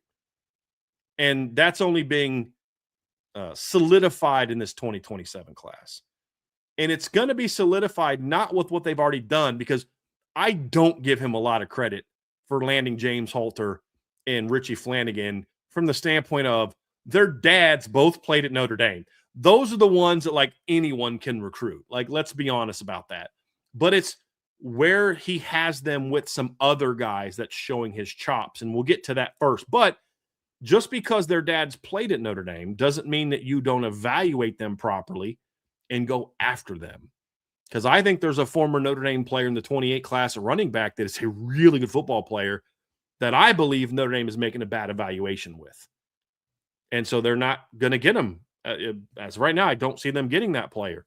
So you have to go after him, and that's where I think Joe Rudolph made a good evaluation. And, of course, we're talking about James Halter and Richie Flanagan, which give you a very good foundation to build your class around, because Richie Flanagan is not a very highly ranked player. I think he's got very good talent, and he's especially as an offensive lineman. I was not in love with him as a defensive line prospect, great motor, all that, but he grades better as an offensive lineman. And James Halter is ranked as the number 57 player in the country by 247, and he's ranked number 127 overall by Rivals on 3. So this isn't like some 3-star taking a flyer on the son of a former player. He's a legit big-time prospect. And I do think landing him may not be one where like, wow, what a great recruiting job by Joe Rudolph, because you should have won that one. But really good eval, getting on him early and then landing a talent like that is a great way to kick off this offensive line class. Because technically he was the first offensive lineman to commit. Richie Flanagan, I think, committed first, but Richie committed, he wasn't really an offensive lineman. But what you're seeing from James Halter is he's got really nice feet. And he's a little undersized right now, but he battles his tail off. But he plays like you'd expect the son of a former college offensive lineman to play. Very technically sound. But he's also, in my opinion, Trevor, a mauler, which is something you expect from a kid from Pittsburgh. He's a battler, but he's a pretty athletic kid as well. And I don't know that he gets enough credit for that. The only thing I don't know about him, and this is literally unknown, is I don't know what his length is. And I can't really super tell from the film. So it's a bit of a, I'm not sure, I've got to find out. But man, the athleticism and the talent is there. And that's what makes him just a next in line of a very talented, versatile. I've heard some people talk about him playing tackle. Some people talk about him maybe playing guard. Can play both. Really athletic, talented player that I think is a better athlete than the left tackle they have that's going to Ohio State. I think James of the two is the better athlete. Yeah, I agree. I love him. He's a high motor kid, but he has great footwork. Like you said, this kid always, every single video clip that we've seen on his highlight tape so far, this kid looks for work. He'll knock somebody to the ground, immediately eyes up to the next level. Yeah, I'm a big fan of James Halter, and I'm with you. I'm glad that you provided some of that clarification, some of that clarity. I mean, because this isn't just he's going to Notre Dame because his dad played at Notre Dame. He's a talented kid. I think personally, after watching his film, I think he projects a little bit. I think his ceiling is higher on the inside, but I think he would be a good tackle as well. That's where I'm with you. It's like just some questions on the length, but kind of this mauler mentality that you see right here, always continuing to look for work. I think that projects really well to the inside. I think he'd be a good tackle. I think he could be a really solid offensive guard, though. Yeah, I like him at both. I mean, I'd definitely give him a shot at tackle. This is how I would recruit the offensive line in Notre Dame almost all the time. A lot of these guys, I'm saying, let's see what you do at tackle. I'm gonna give you a shot at tackle in the spring or fall whenever you show up, and then make my decisions from there where to move guys. That's a punishing block right there. He's a really good football player, Trev, really good football player. And then with Richie Flanagan, I don't know that Richie necessarily has like the same level of athleticism that James brings to the table, but he's a pretty good athlete as a lineman. I think his athleticism pops more as an interior offensive lineman than it does as a defensive tackle, where he's more of a Kurt Heinisch as a defensive tackle, which again is a multi-year starter, team captain, and NFL player. This isn't like that means he's like just a mediocre player, but I just think it means he grades out even higher as an offensive lineman, where his athleticism, in my opinion, becomes a bit more of a plus as an interior offensive lineman than it does as an interior defensive lineman. But you're going to get a kid who's got a great motor. He's got really nice, fast, strong hands. And you put him inside on the offensive line, and all of a sudden, like I said, his athleticism now grades out as a plus as well. Like, look at that quickness off the ball right there. Like that'll play on the offensive line big time. Big time. Yeah, without a doubt. I mean, there are skills that translate well. You see him come flat down the line on a couple of these run plays that you see in these clips. That to me screams pulling guard or pulling center. I mean, this is a very athletic kid, not too tight-hipped. I really like him. I'm with you completely. Strong hands, strong at the point of attack. I'm glad that they're moving him to the offensive line. This is just something I genuinely don't know. How quickly into his recruitment, or was it always just from the beginning Notre Dame was recruiting him to be offensive line? It was always kind of, we'll see. Okay. And that was the thing, is like when they initially recruited him, he committed with the thought he was going to play defense. But there was always that, but he might. Matter of fact, I'm actually going to pull up, I think I even talked about that in his commitment story. I'm going to see if I can find that and pull that up, Trev. Actually, I typed in James Flanagan. See, that's going to mess me up. But I'm pretty sure we talked about that in his commitment article, was the fact that I think he can play both. Yeah, I said this. I said Flanagan is a standout along the offensive and defensive lines. Flanagan could play on either side of the ball for the Irish. He's talked to the coaches on both sides of the ball at Notre Dame, and then talk about how at Notre Dame he's going to start off on defensive tackle, but could easily move inside. So, and I mean, he was the third position player to commit in the class after Teddy Gerard and Ellis McGaskin. And of course, they had Sean Kraft, the snapper. But so early on, it was defense with the chance to play offense. Yeah, no, absolutely. I appreciate the clarity there. But those last two, Brian, if you could, when you get the chance, go back to those last two plays of what I believe it was Richie pulling on a couple of these.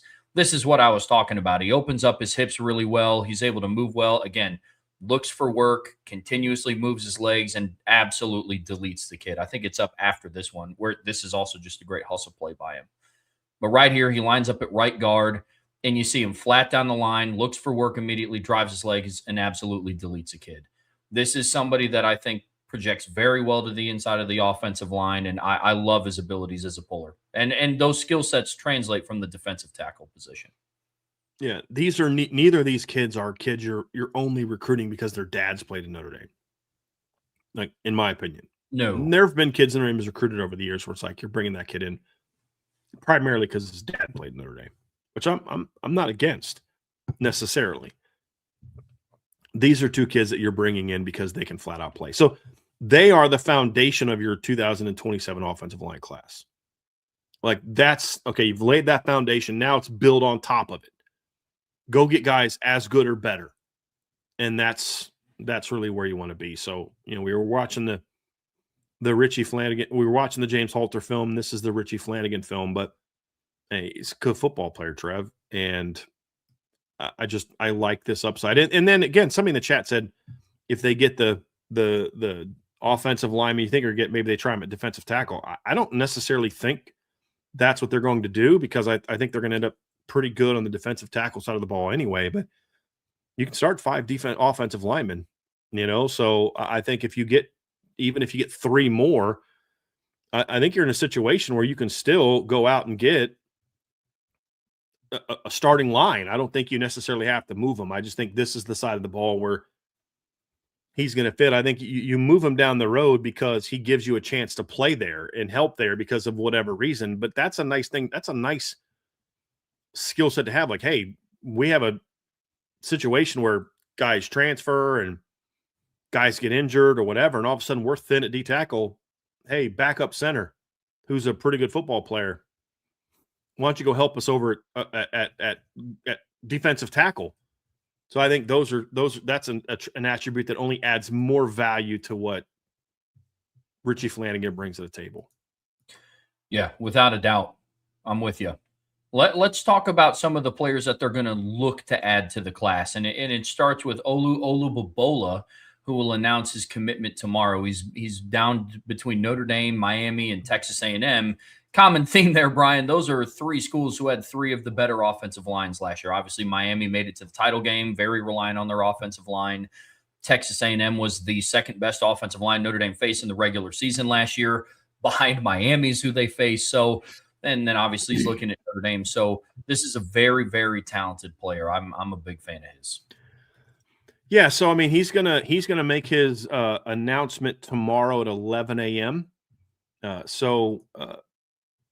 We'll see what he decides. We'll talk about whatever he decides. That's how we'll kick off tomorrow's show. But for Notre Dame, Trevor, this has been a very interesting recruitment, and we'll answer some more questions about it in the mailbag, and then of course tomorrow. But it's a kid that didn't get offered till March 19th, and he's a top 100 player. He's a top 50 player, actually. I believe 247 Sports ranks him as the number 17 overall player in the country.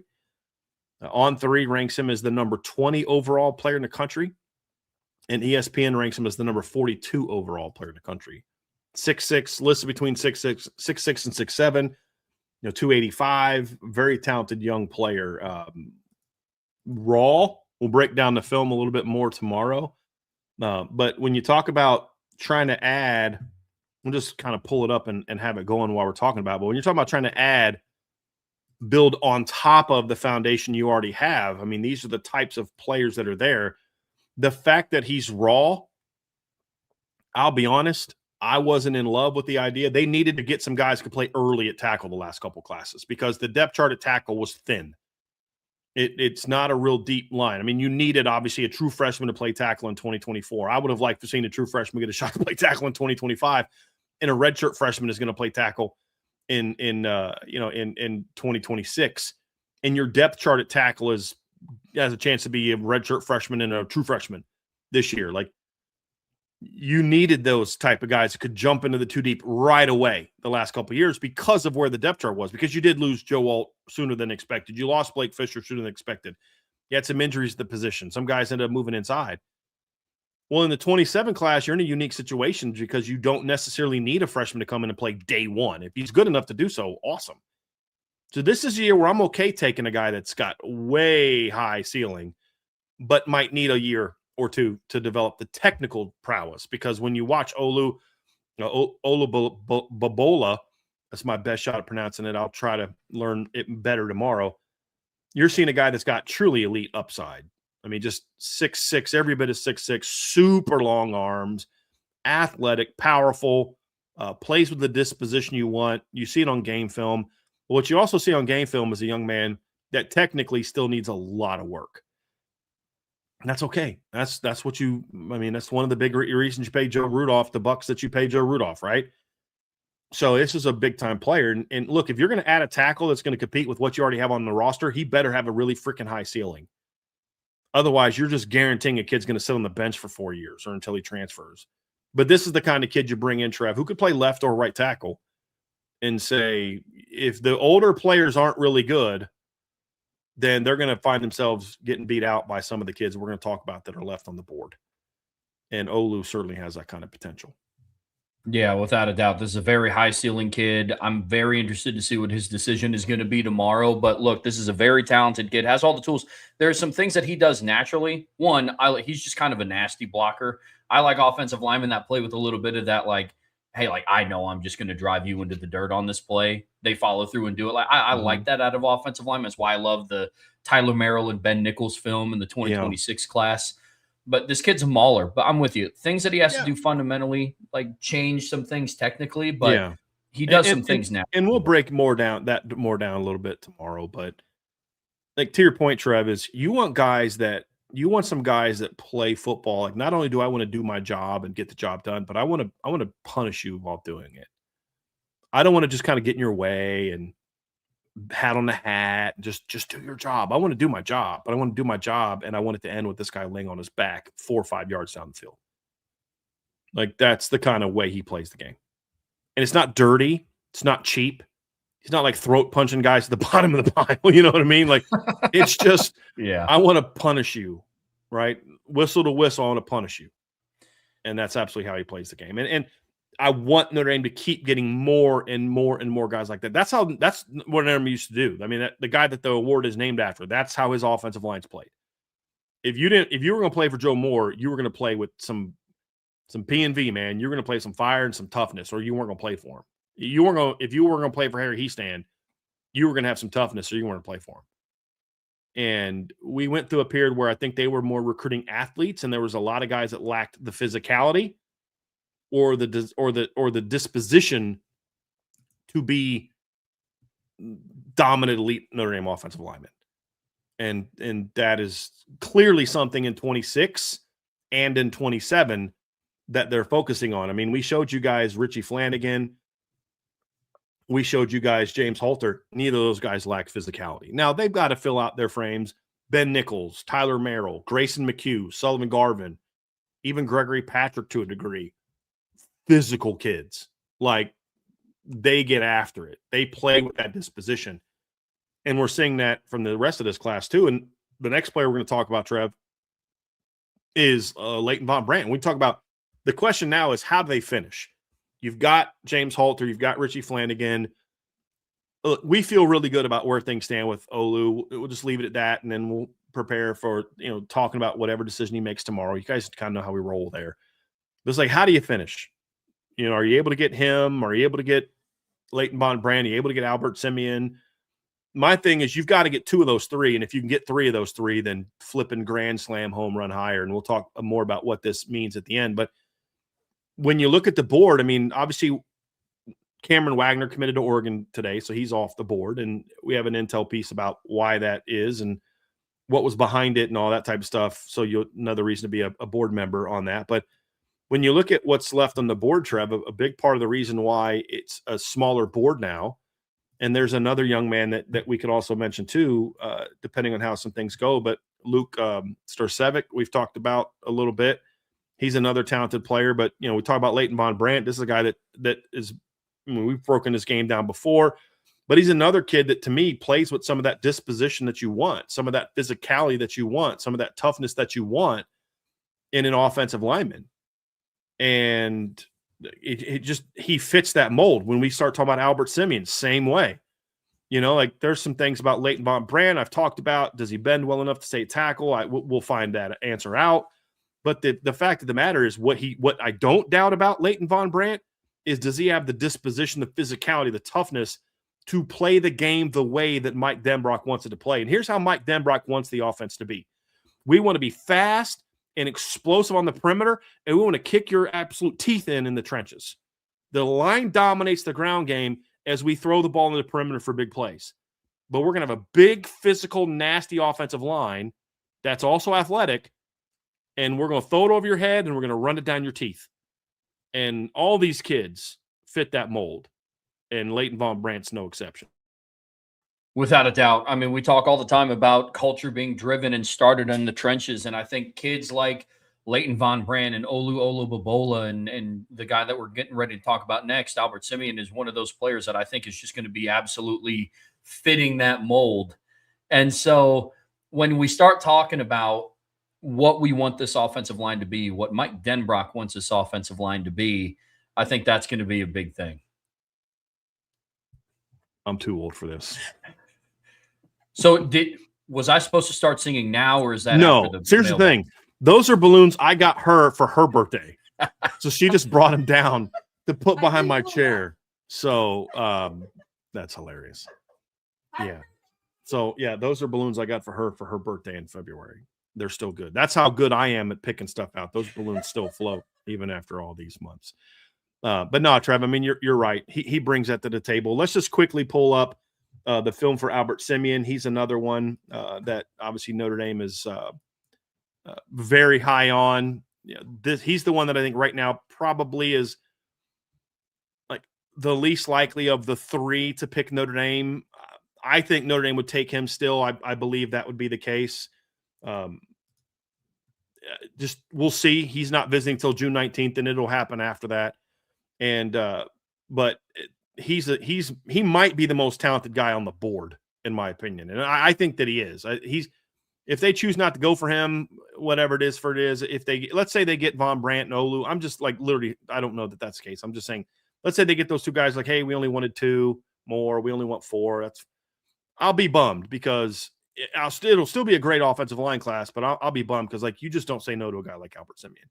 You see that one through to the finish line. And if you don't get him because he wants to go somewhere else, then you don't get him. But you see that one through because we talk about disposition. This young man has this is the most Notre Dame offensive lineman in the country in the 2027 class, outside of 2 kids whose dads played at Notre Dame, right? Like you talk about super high academic kid, great family that understands the value that a place like Notre Dame adds to her son's future and present on and off the field, but also athletic, physical, versatile. Just he's the total package outside of, as we've said a million times, he just lives in Louisiana. We wish he lived in Fort Wayne because then this might be a little bit more of a no-brainer for Notre Dame. But sure, he's just a guy like him, Trev. He's one of those ones, in my opinion, that I don't care how many kids you have committed. If he wants to come, you absolutely keep recruiting him and take him. He's that good. But he also fits what we're talking about. And it speaks to what Joe Rudolph is clearly looking for in 26 and 27 and what Mike Denbrock clearly wants this offensive line to be, which is we're going to get guys that can just kick the crap out of people. I'm sorry to say it so graphically, and if you're, one of your kids are listening with you, I do apologize, but like that's just kind of what they want to do. We want to punch your teeth in every game. That's what they're trying to build. You don't recruit Grayson McHugh, Ben Nichols, Tyler Merrill, Sullivan Garvin, James Halter, Richie Flanagan, Olu Babola, Leighton Von Brandt, and Albert Simeon, and Cameron Wagner, even though he went somewhere else. He plays a very similar style. You guys know I was also very high on Cameron Wagner. What was Cameron Wagner's game? Physicality. Even the undersized kid, the Starcevic kid, is a physical kid. He's just got to get a lot bigger. So that's the thing, Trev. There's a very clear pattern. They want guys that are athletic, and they want guys can knock your teeth in. And that's what Mike Denbrock's, that's why they run inside zone and duo and things like that, and zone plays and counter, A-gap counter and all that stuff, because they want to punish you. But if you want to punish people, you got to have the offensive lineman to allow you to do that, which requires size, physicality, and athleticism. And that's what I think all these guys bring to the table to some degrees. And obviously, Albert Simeon's the number 1 player on my board, talent-wise. He's a stud. But Olu's a stud. Leighton Von Brandt's outstanding. I love James Halter as a talented prospect. You guys saw Richie Flanagan and the motor and toughness he plays with. There's certain traits that all these kids have in common. And that is they all are very physical offensive linemen. From all parts of the country, you got a kid from Pennsylvania, Wisconsin, New Jersey, Delaware, and Louisiana on this board that we're talking about, Trev. And the other kids from, I think, South Dakota, Idaho, something like that. All over the country, but there's a type that we're now seeing over the last 2 years that Joe Rudolph is looking for. There's a very clear type. Well, what is Anthony Knapp? Mauler, right? Like there's a type that he's looking for. And we're seeing it even more and more and more in the 26 and 27 classes. Without a doubt. And that's something that I hope they continue to close on. We talk about closing a lot here, especially on the recruiting trail. And off to a good start. You got Richie Flanagan and James Halter already in the class. We await Olu Olubabola's decision tomorrow. And then obviously there's going to be some closing that needs done on Leighton Von Brandt. And then obviously Albert Simeon, the kid that we just got done watching. But Brian, if they are able to close, could this be Joe Rudolph's best O-line class yet? And that's saying a lot considering what he brought in 2026. If they get 2 of the 3, it'll be a step below last year's class just because it's 6 versus 4. I mean, it's hard for me to say it's better because it's 6 versus 4. Now, if you were to take the top 4 from last year's class and the top 4 from this year's class, then let's just say they get Olu and they get Leighton Von Brandt. Okay, that's the most likely if we're talking about like making a prediction, just for argument's sake. Okay, and let's say they don't get Albert Simeon, who's a no-brainer top 10 player in the country type of guy, right? Let's just say they get Leighton Von Brandt, who's a top 100 guy, and Olu, who's a top 50 guy. And then you've got James Halter, who's ranked number 57 by 247 Sports, and top 120 by on 3 Rivals. You're still talking about a 4-man class that I think you could stack up against last year's 4-man class, like the top 4. So if you take, who would you say? For me, the top 4 last year were, actually, let me just pull it up, and I'll tell you exactly who my top 4 were because I ranked them and graded them. So my top 4 last year, Trev, obviously, I had Tyler Merrill number 1. Grayson McHugh number 1, Tyler Merrill number 2, Ben Nichols number 3, and I had Gregory Patrick number 4. Slightly ahead of Sullivan Garvin, but Garvin had the higher upside grade. You stack that up against Olu, Leighton Von Brandt, James Halter, and Richie Flanagan, and it's like, okay, I think those 2 4s are hey, we are having a conversation about which one's better. But then you throw Sullivan Garvin and Charlie Tom into the mix, and it's like, okay, it's not fair. It's like, I think you watched wrestling when you were younger, Trev. I watched wrestling when you were younger. Like, the 4-on-2 matches didn't usually, the 3-on-1, the 2-on-1s didn't usually end well for the people with lesser numbers. You do well for a while, but eventually that third guy, your second guy gets in and hits you from behind. You know how it goes, right? But if they were to kind of go through hit the inside straight and get, and you could get a 5th with like Luke Starcevic, and that would be very good. But I don't know that he moves you above last year's class by himself. If you hit the inside straight and you got Olu, Leighton Von Brandt, and Albert Simeon, then I think this is Notre Dame's best O-line class under Joe Rudolph. And I think you can make a case that this is Notre Dame's best offensive line class in a very long time. It competes with some others. Obviously, you look at, we've talked about the 2024 and 2023 classes. The 2024 class had Gerby Lambert. It had Anthony Knapp. It had, I believe, Joe Otting was in that class. Like that, it was a very good class. The year before, they got Charles Jagasol, Sullivan Absher. They got Sam Pendleton, who was a highly ranked guy. Like that was a really good class. And you go back to the 2014 class, which had Quentin Nelson, Alex Bars, Sam Mustipher, and Jimmy Byrne, who I very much like Jimmy Byrne coming out of high school.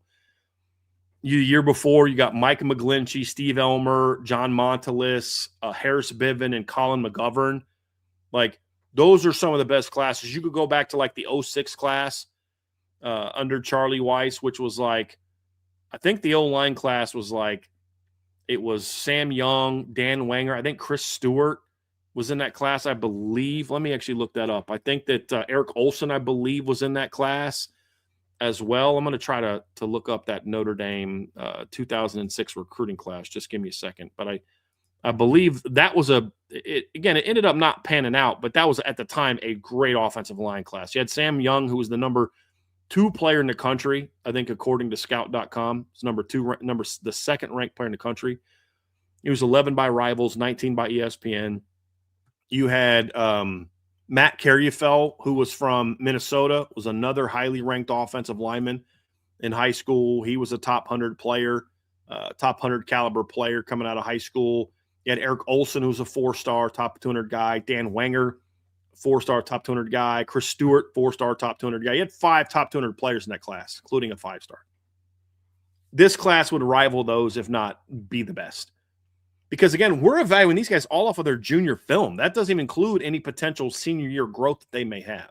Very true. That's why I say is I understand bringing in 11 offensive linemen in 2 years is a lot.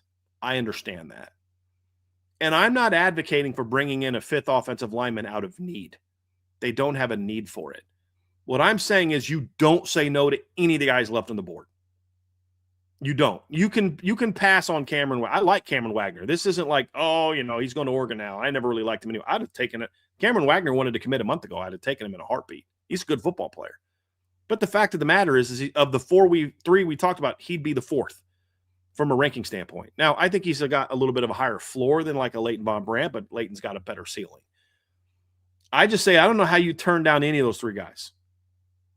I just think they're all that good that if any of them want to come, you take them. And then you figure it out. Well, what if so-and-so transfers? Sorry. I hope you stay, but I'm not saying no to Albert Simeon. I'm not saying no to Leighton Von Brandt. That's how I look at it, Trev. If they're able to get all three, that's what I'm saying. It's a top Notre Dame class that we're talking about. Just it can stack up with any of the best of them, including ones that included Alex Bars and Quentin Nelson and Sam Mustipher, right? 3 parts of the 2017 offensive line. Yeah. The 2013 class, which honestly should have included those parts. I mean, Steve Elmer, I still wish Steve Elmer would have, come back for his 2016 season. Who knows what would have happened that year, what that offensive line would have looked like with Q and Bars and McGlinchey. And then you go into 2017 and you've got Tommy Kramer and Robert Hainsey. But, those 13 and 14 classes played a big role in those. Now, some of those guys didn't pan out, and some guys that they recruited the last 2 years won't pan out. That's the reality of it. But the point is, man, they brought in some really good offensive line classes, and if they can land all three, this class stacks up right with them. Now, this isn't us saying like, hey, they haven't committed, and then winking our eye like they're not all in the class right now. Like, they're not. We feel good about what's going to happen tomorrow. I think things are trending in a very good direction with Leighton Von Brandt. Albert Simeon, we'll see. I think it's a legitimate battle between Notre Dame and Texas A&M. I think how things happen at other players may impact that. So, like, for example, Texas A&M already has a big commitment and an expensive commitment from Kennedy Brown. They're trying to get Mark Matthews from St. Thomas Aquinas. If they get him, do they have the budget for Albert Simeon left in the class? That's a legitimate question. If Mark Matthews goes to Miami, then there's some more money that A&M has to throw at Albert Simeon. So there's all these different things that factor into how this is going to go. I'm simply saying, if you're Notre Dame, you try to get all three of them if you can, flat out. If you only get 2 of the 3, this is still an awesome O-line class that meets every need that you're looking for. You've got tackles in the class. You've got the 4 numbers. I mean, you could get away with only 3 in this class, Trev, because you signed 6 last year, and so far that 6-man class looks like it's going to be as good as we thought it could be. Yeah. And then everybody in the 25 class, everyone redshirted. So you've got 10 players in your current roster with freshman eligibility, correct? It's 4 kids from the 24 class, 5 class, and then 6 kids from last year's class. So you don't need 5. You can get away. You're fine with 3. It's just there comes a point in time where there are certain players you just can't say no to. You can't say no to Olu. You can't say no to Leighton Von Brandt. And you can't say no to Albert Simeon.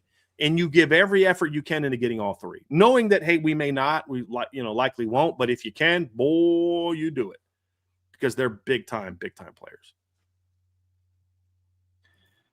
Brian, to take us home here on the Irish Breakdown podcast, brought to you by our friends over at FanDuel. We have a daily mailbag to take us home. This one's going to be geared towards the offensive line. Now, we could talk about past, present, future, Notre Dame offensive linemen, offensive lines. We could talk college football topics. This does happen to be your first mailbag. You can put MB for mailbag or a mailbox emoji before your submission. Lets us know to set that question aside. And as always, Super Chats get bumped up to the top. Speaking of that, Trevor, ND since 93 kicks us off with a Super Chat. We appreciate that. Appreciate the Super Chat, ND since 93. Why do so many constantly complain about night games? They are amazing. I was at Navy last year. The worse the conditions got, the more amped the team and crowd got. I will never forget that game. So this isn't a no-line question, but it is a Super Chat, so we'll answer it. You know what's hilarious to me is watching 2 fan bases whine about the exact opposite thing. I'm watching Big Ten fans and Ohio State fans, and for Ohio State fans' defense, I understand their frustration. I'd be sick of playing noon games every week too. I understand that. I think big noon kickoff is a great idea. I just don't like the fact that they always make Ohio State like play in the big noon kickoff. You know what I mean? Like, I get their frustration, Trev. I think you and I were both at the Ohio State game in 2022 in Columbus at night. Like, that was a great environment. Yeah, I'd like to see more night games in Columbus. And that's their complaint. We want to play some freaking night games. And then Notre Dame fans are like, we're sick of night games. And I don't like night games. Here's when I get pissed about night games is when a bunch of them are like in a row and there's a bunch of them on the road. That's what was tough about the stretch in 2023. It wasn't that they played like 5 straight night games in a row that was the problem, as much as it was like you were playing on the road in a lot of those. So like you had the first night game against Ohio State. So your players are kind of, getting home late the next day. They're, not getting a lot of sleep. And then, the very next week you're, after playing Ohio State, sorry, I went to Ohio State schedule instead of Notre Dame schedule. You play Ohio State at night. Then the next week you're on the road playing at Duke at night. Then the next week you're on the road playing at Louisville at night. So not only are you playing at night, but like a night game at home, you're getting back to your dorm at like 1 o'clock in the morning. You got a treatment, get your uniform turned in. Like they're not like fans where game's over, you collect your stuff and you're in your car in 10 minutes. Like they've got to shower. They've got to get treatment. They've got to get their uniforms turned back in. They've got to, clean their locker. They got to meet with their families. They got to get their post-game meal, all that kind of stuff. They're getting back to their dorm late. When it's a road game, you've got to do all that and then go to the airport and fly home and then take a bus back to the hotel or back to the, back to your dorm or the school. Then you got to walk to your dorm, unpack your stuff, and then crash and go to bed. And then the very next week you're back home, but then you've got another night game. That's what I don't like. When you look at the Notre Dame 2026 schedule, I don't think that's going to be as much of an issue. There's probably going to be a back-to-back night game situation. Trevor, there's possible you could have that if like the Navy game gets put at night or the road game against Syracuse is at night. Those aren't ones you can control. But Stanford being a home game, you play North Carolina and BYU outside of them on the road. Those could end up both being night games, but you got the Stanford day game in between breaking that up. You could potentially maybe have a road game at Purdue. That's a night game. I think it's probably unlikely. Notre Dame and Purdue have played some night games, but if you go back and remember when they were playing night games, Purdue was good back then. So there was a little bit more of a attraction to having that as a night game. Like the 05 win on the road at Purdue in 05 that Notre Dame had, that was on the road, or was it? Oh, yeah, it was 05. 05 was on the road, yes, sir. But that Purdue was ranked that year at the time, so like it made sense to have that game at night. I believe in 09, I think Purdue was ranked as well when they played at night. Recently, they haven't been ranked, and so the games haven't been at night. You know what I mean? But the way they scheduled it is like you're just not going to have a lot of those unless they decide they want to put Notre Dame Navy at night and Notre Dame Syracuse at night, which I don't know that you're going to want to do that. But so I think a lot of the reason that people, I don't know why a lot of people complain about, I know why we have, it's rough on us is because it means a long work night. It means we have a post-game show that we're going to do and things like that. But I'm not quite sure why others don't like it. Because it's hard for me to look at it from a fan standpoint because I look at it from it's a work day and how it impacts our work day. But I'll say this, as a fan, I usually tend to like night games, Trevor. You and I have talked about this on the show before. It's, as a fan and someone who also covers the team, I guess is a little bit different. But even if I was just a fan sitting at home, like the couple times I haven't, like Notre Dame's played a night game and I haven't traveled, I'll send one of you guys to a night game. Or like last year, one of the games, I was sick for one of the games. I think it was Navy. I was sick and couldn't go to the game. It was great being at home and just watching football all day until the night game. And then not having to worry about, no matter what my mood was, I don't have to worry about anything afterwards. I don't understand. I think part of it, some people don't like it because tradition is Notre Dame plays afternoon kickoffs. I understand all that. But some of the greatest games Notre Dame ever played were night games. The Michigan, Notre Dame in '88, first night game, I believe, at Notre Dame Stadium was a pretty great game. But I'm not quite sure. And it's probably different for everybody. Some people are like, man, I drive up for the game from Indianapolis, and it just makes for a long. Okay, I get that. I understand that. But yeah, I'm not sure. But it's just funny watching Notre Dame fans complain about having to play a bunch of night games and how ridiculous it is, and then watching Ohio State fans pissed that they can't play more night games. It's just kind of funny how that goes. And it just kind of goes to show that sometimes as a fan base, we're always going to find something be upset about. Yeah, there's going to be no pleasing everybody, and that's one thing that I learned. If Notre Dame was a noon kickoff anywhere outside of the Eastern time zone, it's bad because of the local time that they'd be kicking off. If it's 3:30, people will have issues with that. If it's 2, people have issues with that. As a fan, I love night games. Like the night game atmosphere, it is different. Like people can try to convince you otherwise. A night game in Notre Dame Stadium is different than a 3:30 kickoff at Notre Dame Stadium. Like it's people that went to the '05 USC game that was a 3:30 kickoff said that that was one of the crazier environments that they had been in a sporting environment. If it was a night game, I guarantee you it would have been different. It just feels well, different. but can I just even if that's the exception, okay, that's an epic, iconic game. I mean, 88 Miami was insane environment because it was 1 versus 4. It was, it was a big rivalry game. Florida State 93 was the game of the century. Okay, so 1 versus 2 is the exception to the rule.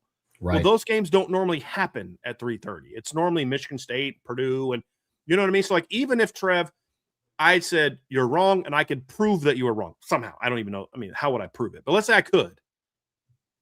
Okay, well, then it's okay playing at 3:30 if you're playing an epic, you're the defending national champs and your biggest rival are playing and you're a potential.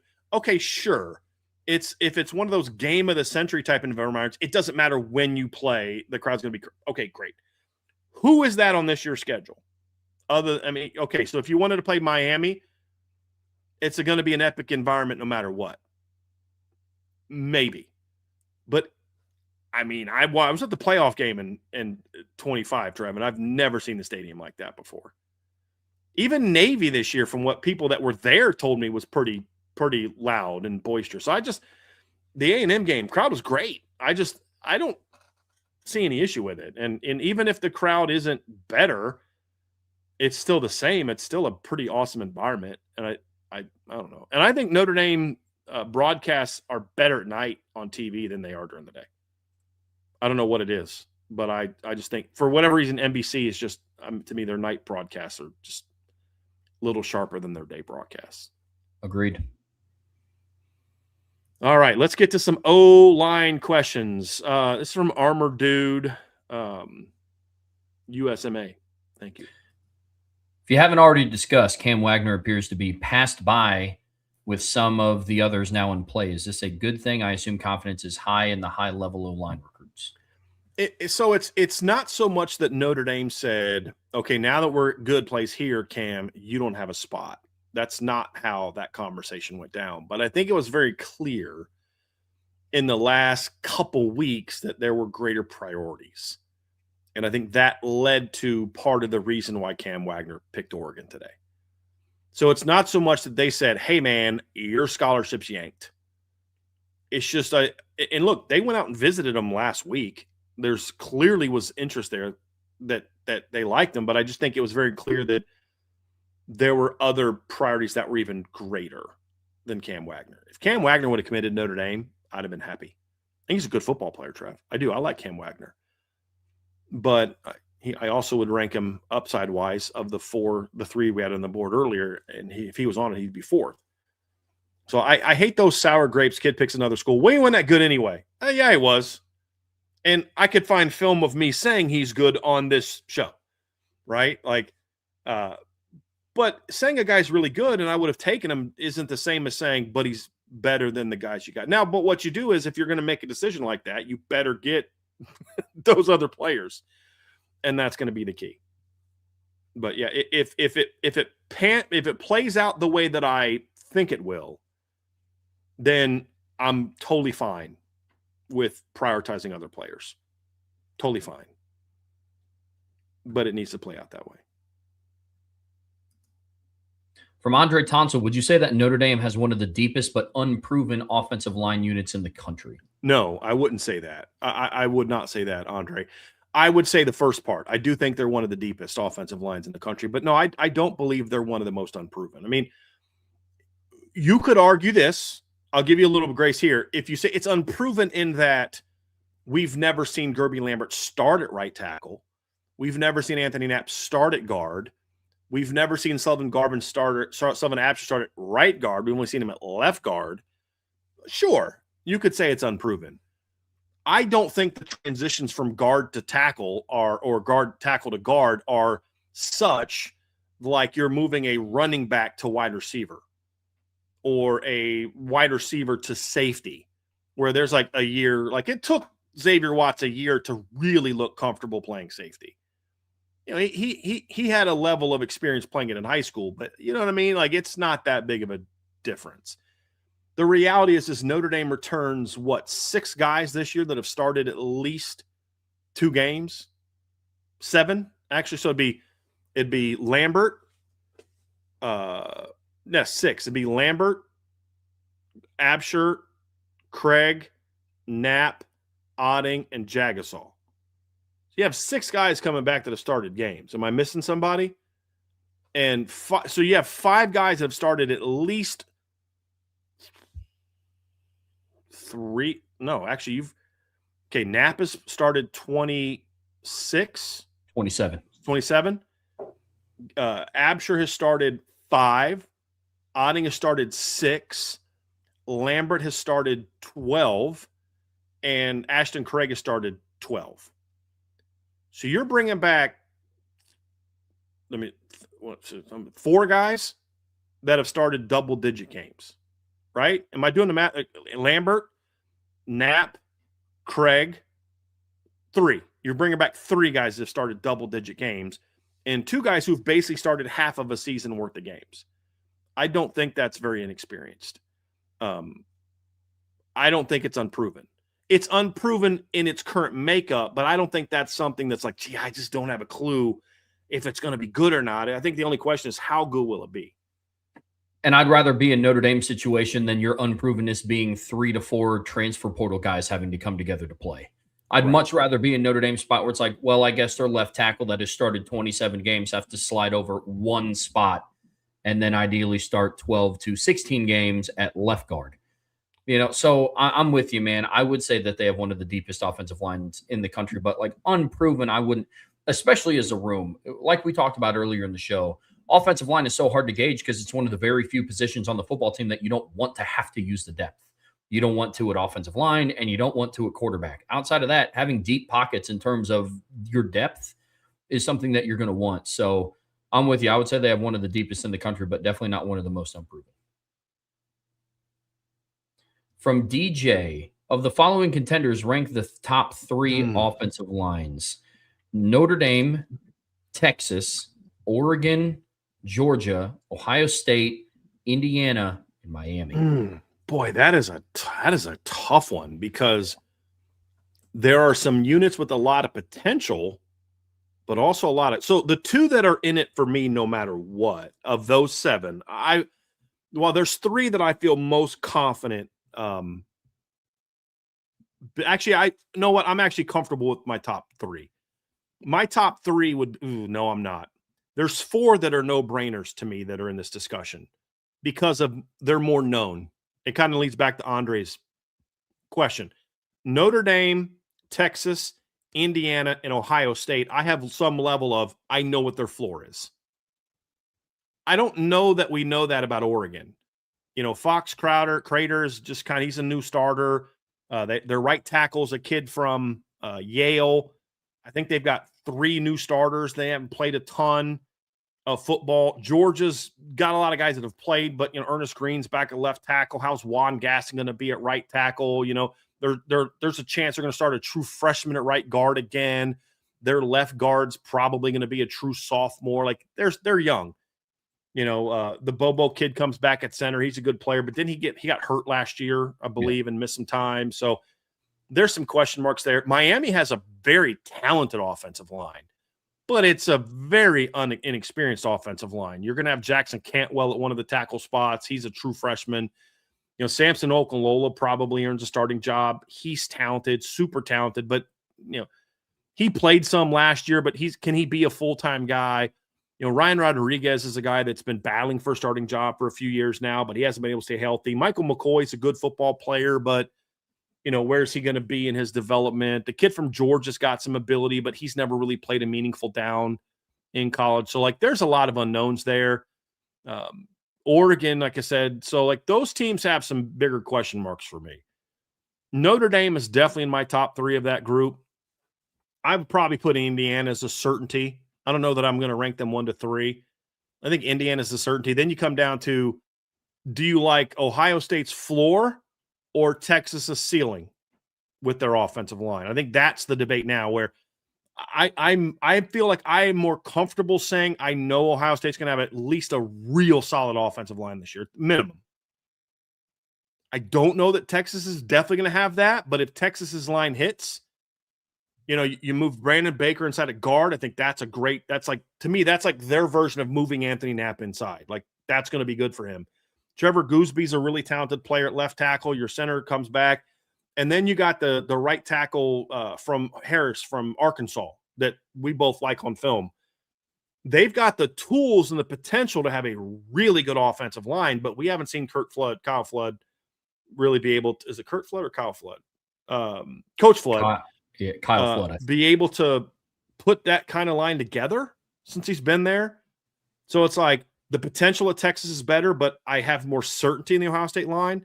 That's where I'm kind of battling from those 3. Now, some of those other lines could absolutely end up being better than the ones we just talked about, but there's just more uncertainty with them. And that's kind of how I break it down, Trev. Yeah, I think that's fair. My answer would be different, DJ, depending on how you worded this. If you said coming into the season, it's in no particular order. My top 3 is Notre Dame, Indiana, and Ohio State.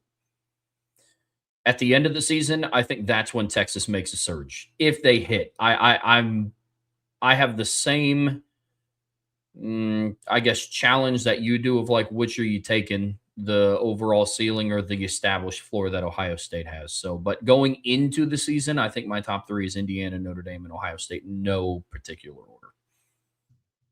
Yeah. So you said Indiana, Notre Dame, and Ohio State? Yeah. Yeah. And Archer had the same as you. Sorry, that one. I don't know what his other – I didn't miss what his Texas, Georgia, Miami order was. I think he was saying like the bottom of the list. Okay. He said I think he said Oregon's the bottom, and maybe that's the next 3, perhaps. I think.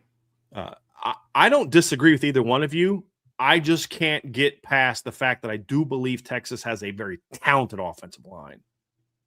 And that's why I say, like, it's the floor versus the ceiling debate. Yeah. Which one do you want to go with? And I think you are on the same page with that, Trevor. If we're projecting who could be, then you might take Texas. But if we're going to kind of go with what we know, then I agree with the 2 of you that Ohio State wouldn't make sense to be on that list. And the other thing with Texas is we've been here before with them having a talented offensive line. Right. They were very talented 2 years ago and couldn't be good. So that's where I kind of get that. Well, I'm not going to sit here and die on the hill of arguing for Texas with you guys because of that. But I just can't dismiss the talent, because the talent is really impressive. Yep. It's really impressive. Good stuff so far. From J. Melvin, Brian, do you like more who do you like more? Excuse me, Olubabola or Mark Matthews? I think their ceiling is very similar. I think Mark Matthews has a little bit higher floor right now. I think he's more of a I know he's at least going to be here. He's a little bigger right now. He's a little thicker right now. Both are very good athletes. He's a little bit further along from a technical standpoint. So I think there's more certainty that Mark Matthews is going to be a pretty good player. But if they both hit their ceiling, it's kind of like a Ronnie Stanley versus Laramie Tunsil debate. You know what I mean? Coming into that 2016 draft, Trev. There were some people that like Ronnie Stanley more. Some people like Laramie Tunsil more. And then it was a no-brainer when Laramie had that stupid, immature thing he got in trouble for, which is just like, I'll never understand kids just sabotaging their futures with just stupidity.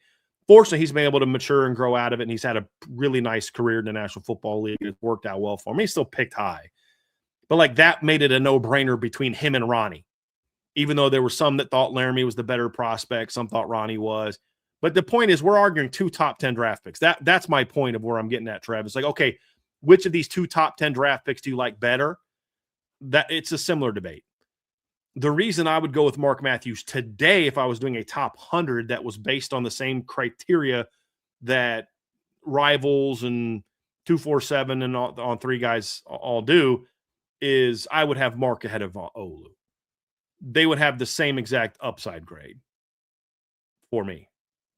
And that's like, and they're built like Mark Matthews looks like your typical Southern lineman. He's a little bit wider, a little bit broader, a little bit thicker. Olu is kind of like that longer, athletic-y frame that, you grow into, which is a lot like how Ronnie was coming out of high school. Yeah. 247, I actually was looking at his particulars, trying to get his offer list down. And no, it's On Three. Because they have, I say this about On Three. I have a lot of things I hate about On Three, but their recruiting page is pretty good. They make it private, so you have to have a password. Fortunately for me, I have a friend of mine who lets me borrow his password because I ain't paying for that. But they actually, I guess, now have player comps. I'd never seen this before, but their player comp for Olu, and it's been there for a little bit, I think, is Ronnie Stanley. It makes a lot of sense. I would say he's more physical than Ronnie, but not more like similar build, athleticism, all that kind of stuff. That's yeah. That name is awesome. What's that? I agree with the Olu's name, Olu Wasamalore Olubobola. Yeah. That name is sick. Yeah. Like that is tons of upside. Here's the thing about Mark Matthews. I feel like barring injury or just him having a terrible attitude, at worst, he's a day 2 pick. At best, he's a top 10 pick. Sure. Here's the difference. Olu has more of a chance of not developing into a starter, or at least more of a day 3 pick because he's raw. At his best, he's a top 10 pick. That's the difference. It's the floor. The ceiling is similar. It's the floor. And that's why I think you're seeing Texas A&M and Miami prioritizing him over Olu, because I think both of them know they have a need for a guy to come in and play right away. And actually, there was a question about that. Let me just pull that one up, Trevor. There's I want to find that question because I think it'd be smart to talk about it now. It was about the Miami. Why are they seem to be focusing on Mark Matthews over him? I can't. There was a question that basically was like, why is Miami prioritizing Mark Matthews over Olu, or Olu was Miami people are saying that Olu wasn't a take for them and all that kind of stuff. And I don't know that that's necessarily true. I don't think that they were pushing for him to commit, but I think they'd probably take him. But the reality is they're waiting on Mark Matthews. They're putting all their eggs in the Mark Matthews basket because to a degree, they think that they're going to have a need early on to have a guy step in and start. Same with Texas A&M, whose offensive line is all but the centers being built around new portal pickups. Whereas Olu, I think they all recognize, and so does Notre Dame, that he's going to need a little bit more time to develop physically and technically. Notre Dame can afford to allow him to do that because they're so loaded at offensive tackle should they get him. Whereas Miami and Texas A&M, there's a little bit more of a waited out. And for A&M, they also got Kennedy Brown already. So like they can afford to say, hey, let's. But I think both would take him right now if he wanted to come. So I think that's being a little bit overplayed, but I also think the winner of the Mark Matthews battle is not going to feel that sting. The loser of that battle is going to be like, we should probably circle back. And I promise you the loser of that battle will, if Olu picks Notre Dame tomorrow, I think the loser of the Mark Matthews sweepstakes will try to get back in and flip them. And, I don't know how well that'll go, but I'm sure that they'll try. If A&M gets Kennedy Brown and Mark Matthews, though, that's one heck of an offensive line class. Yeah. Notre Dame and A&M would, in my opinion, have a chance to have the 2 best offensive line classes this year. Like Kennedy Brown's really good as well. This battle in the trenches, who are the top of the board as Musk gets in the 27 class? We kind of already talked about that. This came out before, but I mean, really, the 3 you have on the board, I think, are you've got to get 2 of them. Have to get 2 of them. And I would say take all 3. But you've got to get at least 2 of them with Halter and Flanagan. Because, again, you signed 6 last year. You've signed 10 in the last 2 years. You don't need 5. So we're going to – you can't say a guy's a must-get if he gives you a beyond your need. You know what I mean? Like, you can say one of these 2 is a need. You got to get one of them, but you can't say all 3 of them are must-gets. Well, I mean, if we're talking about your goals to win the recruiting rankings battle, sure. If your goal is to build an elite offensive line, you just need 2 of the 3. But say again, I'd try to take all three if you can. Because the best part about getting all three is not only getting elite players, but then the other schools aren't getting them. Very true. From Black Irish 864, our guy Christopher Galloway, with the current configuration of this offensive line and the shift in running back talent, will we see more of an interior run game? Yeah, so Chris, I actually did a breakdown on this. So if I know you're a board member. If you go to the film, there's a what's it called, Travis? It's called Film IB Film Room, right? IB Film Breakdowns. IB Film Breakdowns, and there's actually a breakdown of how I anticipate next year's sort of run game to look like, and that's one of the things I talk about. I talk about it from the running back standpoint and how I think that more the duo inside zone, A-gap counter scheme really fits the skill set of Aeneas Williams and Keedron Young, the veteran backs. They can still run mid-zone just like they did 2 years ago, but it fits, I think, where that might become sort of the primary run game breakdown. I see Trev just put that in the chat. Thank you for that, Trev. And so it's partly the backs. The other part of it is I think it fits the offensive line very well, to your point, Chris, where you're going to be 305, 310, 325, and 330 across the board, and they're all physical. Your 305 guy might be your most punishing blocker, not named Gerby Lambert. So, like, your quote-unquote small guy, I could put a lot of film of him just destroying people. Yeah. Like, there you go. So, like, when you look at it, Trev, it's like, okay, this is going to be a chance to be a really physical downhill. They can dominate in the duo stuff. They can dominate the tight zone stuff and really be effective A-gap downhill runs. They are also athletic enough to where the mid-zone stuff still works. But I kind of feel like it's better suited. Last year, they were a mid-zone team that complemented the mid-zone with the downhill runs. And they were solid at it, but they weren't great at it. This year, I think you're going to see them be better at the downhill runs. And then that's going to make mid-zone be more like it was 2 years ago. Like, mid-zone was without a doubt their best run this year. They were great at mid-zone. It was their bread and butter run. It was the run they used the most. It was the run they had the most effectiveness with. Like, any way that you break down the Notre Dame run game in 2025, and Trev, if you want to put that stats breakdown in the chat as well for board members, but I'll give you a little bit of a heads up this year. So when you look at mid-zone this year, they ran mid-zone 133 times. They ran duo and inside zone combined 89 times. So that gives you a sense of how good they were. Their mid-zone and outside zone was where they were the best at. They averaged 7.3 yards per carry on mid-zone, and they averaged 8.9 yards per carry on outside zone. They were at 58 and 63% efficiency, which is very good. And then on duo inside zone and counter, which are all A-gap downhill runs, they were at 6.0 yards per carry. And they were at 63 on duo inside zone and 49 on efficiency at counter. Because I think, and we'll talk about the counter play this summer when we talk about what things they need to get better, how they can make that run better. But they were still, I mean, you still average 6 yards a carry. That's still good, but not nearly as efficient and not nearly as explosive as the outside zone and mid zone. I think that could change a little bit.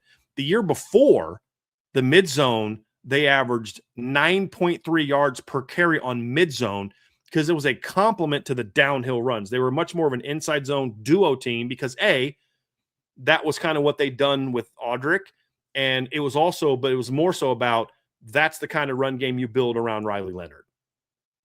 And so the mid-zone was a complement, so they averaged over 9 yards a carry with that. And then I think they realized as they got more carries from Jeremiah and Jadar, they realized these guys are great mid-zone and outside zone runners. Like, you just let that thing stretch. Like, I've seen some criticism of Jeremiah Love, like, well, he's a little bit too this, and then he's like, that's called freaking running mid-zone and outside zone, dude. Like, that's how you run those plays. Did you never watch Terrell Davis play? He does exactly what Terrell Davis did with the Broncos. It's like, I'm going to wait, be patient, and I'm looking for that big crease to hit. That's what you do the way that Notre Dame ran mid-zone and outside zone last year. And so that was what the backs were great at. They can be very good at that this year. but I don't know if they're going to be as effective if you're running it all the time the way that they ran it last year. I think you need to be more inside out this year. So absolutely agree. I think you're on to something there. I think it fits the line and it fits the backs, but you're still going to see plenty of mid zone and outside zone this year. I just don't know that you've got the same explosiveness from the veterans that you want to be running mid zone and outside zone to the high volume that you did last year. From Salty, in what order would you rank the ceilings of Gregory Patrick, James Halter, and Richie Flanagan? That's James Halter, clearly number one for me. Gregory Patrick, number two. Richie Flanagan, number three. We're talking about they all max out. That's the order that I would put them in. And Gregory Patrick's good football. We didn't talk a lot about him today. He's a good football player too. I think I had him as a top 150 caliber guy as well. They're very good football players. Yep. Another one from Salty, although that's not, I meant to not star that one because it's not a no line question. Okay. That one as well. Here we go. Good Lord. Okay, this one's relevant to the topic at hand today. Where do you think stand in recruiting for Nate Brenneman, Louis Esposito, and Kendon Bauer? Yeah. And which would you most prefer to get? So great pulls on these names, Salty. These were three kids that Notre Dame brought in for the spring. They offered Louis Esposito. Of the three, I would actually take Kenton Bauer. I think he's the kid that to me has the highest ceiling of the three. Let's say disaster strikes and you only get one of the three that's left on the board. Just something terrible happens. And so you turn to one of these three kids. I would actually go with Kenton Bauer. I think he's got the higher ceiling. And I would just say, hey, we're going to have, let's say they get Olu tomorrow and you've got Halter and Flanagan, and then you just miss on Von Brand and Simeon, which is just worst case scenario, but possible.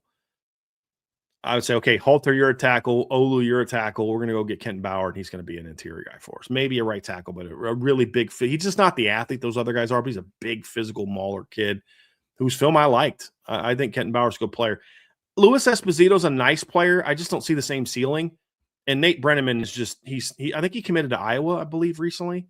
Louis Esposito still committed to Michigan. If you could check that for me, Trevor, I think Nate Brenneman committed to Iowa, which again should tell you a little something about Nate Brenneman's upside, if I am in fact correct on that. But just it was Iowa. If Kirk Ferentz takes a guy, then you know he's got some tools to work with. Absolutely. But I just think Kenton Bauer would be the best fit of that group. And I would rank it Kenton Bauer, Nate Brenneman, Louis Esposito is how I'd rank the three that I would take. Louis Esposito to me just has the lowest ceiling of the three.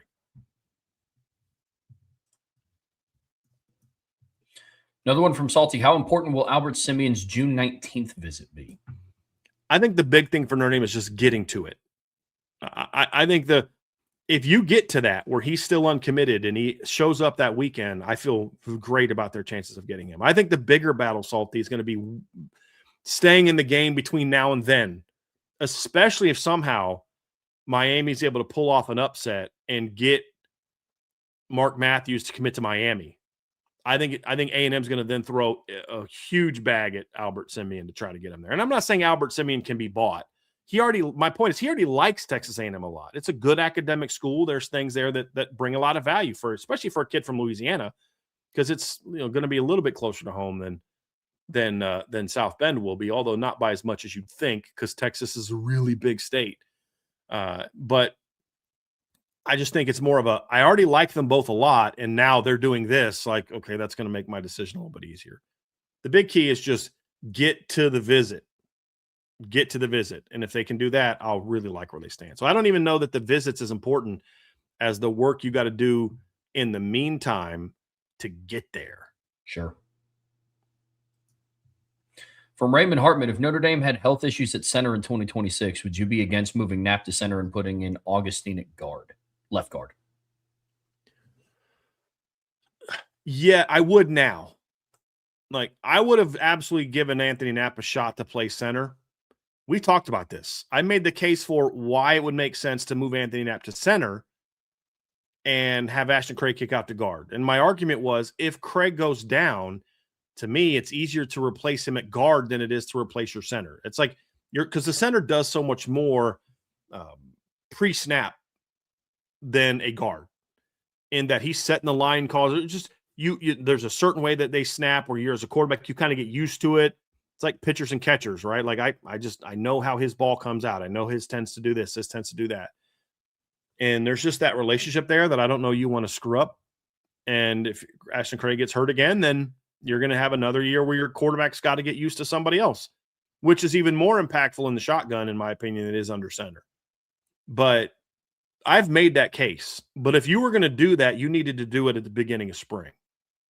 Now that we're here and we've missed all that potential time of development for Anthony Knapp of playing center, and I don't have a problem with the decision, just so you know, like I made the case, but I'm also perfectly okay with the decision that Joe Rudolph made, which is to put him at guard, because I think the presence of Joe Otting, it helps you there, because you do have someone that started 6 games and has showed a level of, okay, he's a good football player. If Joe Otting never improves an ounce physically, but he's just a little bit more experienced because of the, or a little bit more consistent because of the experience he got, that's a good football player. And then you've got Cameron Herron, you've got Sullivan Garvin. So I'm actually okay with them not making the decision they made. I just said, hey, here's what I would strongly consider doing. Here's the reasons why. And go with it. But because he didn't do it, I'm like, freaking Joe Rudolph, he almost got it right, but he should have listened to me, and he should put Anthony Knapp at center and move Ashton Craig to guard. Not saying that at all. I made my case, but I'm also perfectly fine with the decision to move him to guard. Because you would have to teach him something brand new. And why do that when you've got other guys you have faith in? I totally get that as well. So I would have had that conversation, Raymond, 100% pre-spring. But now that you're through the spring, it's like, dude, just go with what you got. And if Ashton goes down, you plug.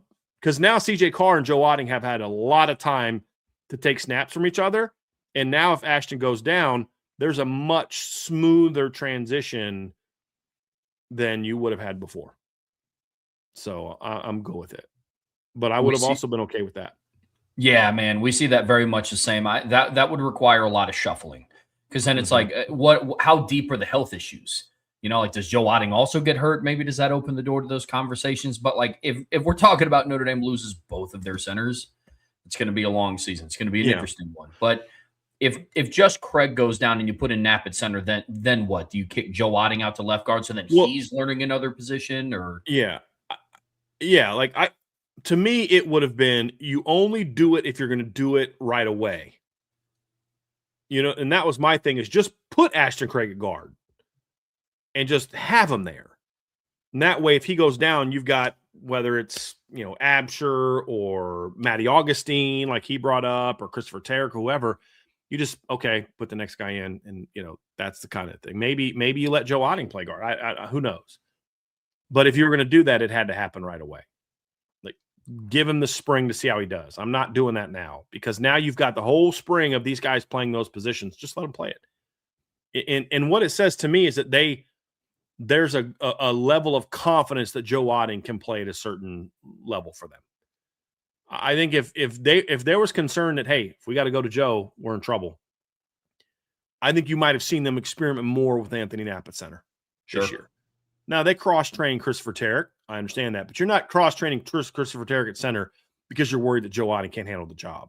You're cross-training Christopher Tarrick at center, because if Ashton Craig goes down again, you've got that veteran to kind of be there in case Cam or Sully aren't ready to go. So it's not because of concern of Joe Otting. That's your, like you said, Trev, your worst-case scenario situation. From Coleman Smith, how important are the backups being ready this season compared to others with injuries and lack of experience at left tackle? How important are the backups being ready this season compared to others with injuries? Trev, how are you taking this question? Is he talking about just left tackle in general, or is he talking about like the O-line overall? I'm assuming it's O-line overall. I think having backups ready is always important, Coleman. And I think when you look at left tackle, I think it's, look, here we saw a complete difference, like polar 180, polar opposite of what happens when your starting left tackle goes down early in a season and during a season. In that, in 2024, Charles Jagusah got hurt week 1. So he had all fall camp to get Anthony Knapp ready to go. against Miami, Anthony Knapp got hurt in the game, cramps and stuff like that. But he came out in the game, and now all of a sudden you're throwing Silas Prescott literally to the wolves, and he's going against Ruben Bain and Akeem Messidor at the end of the game. It's a whole different animal. So you saw having a guy ready to play at left tackle is huge because you just never know what's going to happen. You never know. And you weren't going to throw Gerby out there at that point in time because he's still trying to play right tackle, right guard. But it's vitally important at all positions, but especially left tackle. I don't know. Again, I don't know that experience is the end all be all. You'd rather have it. It's about have someone that you think can go in there and do the job at a high level. That's going to be the key. And who gives you the best chance to be that guy?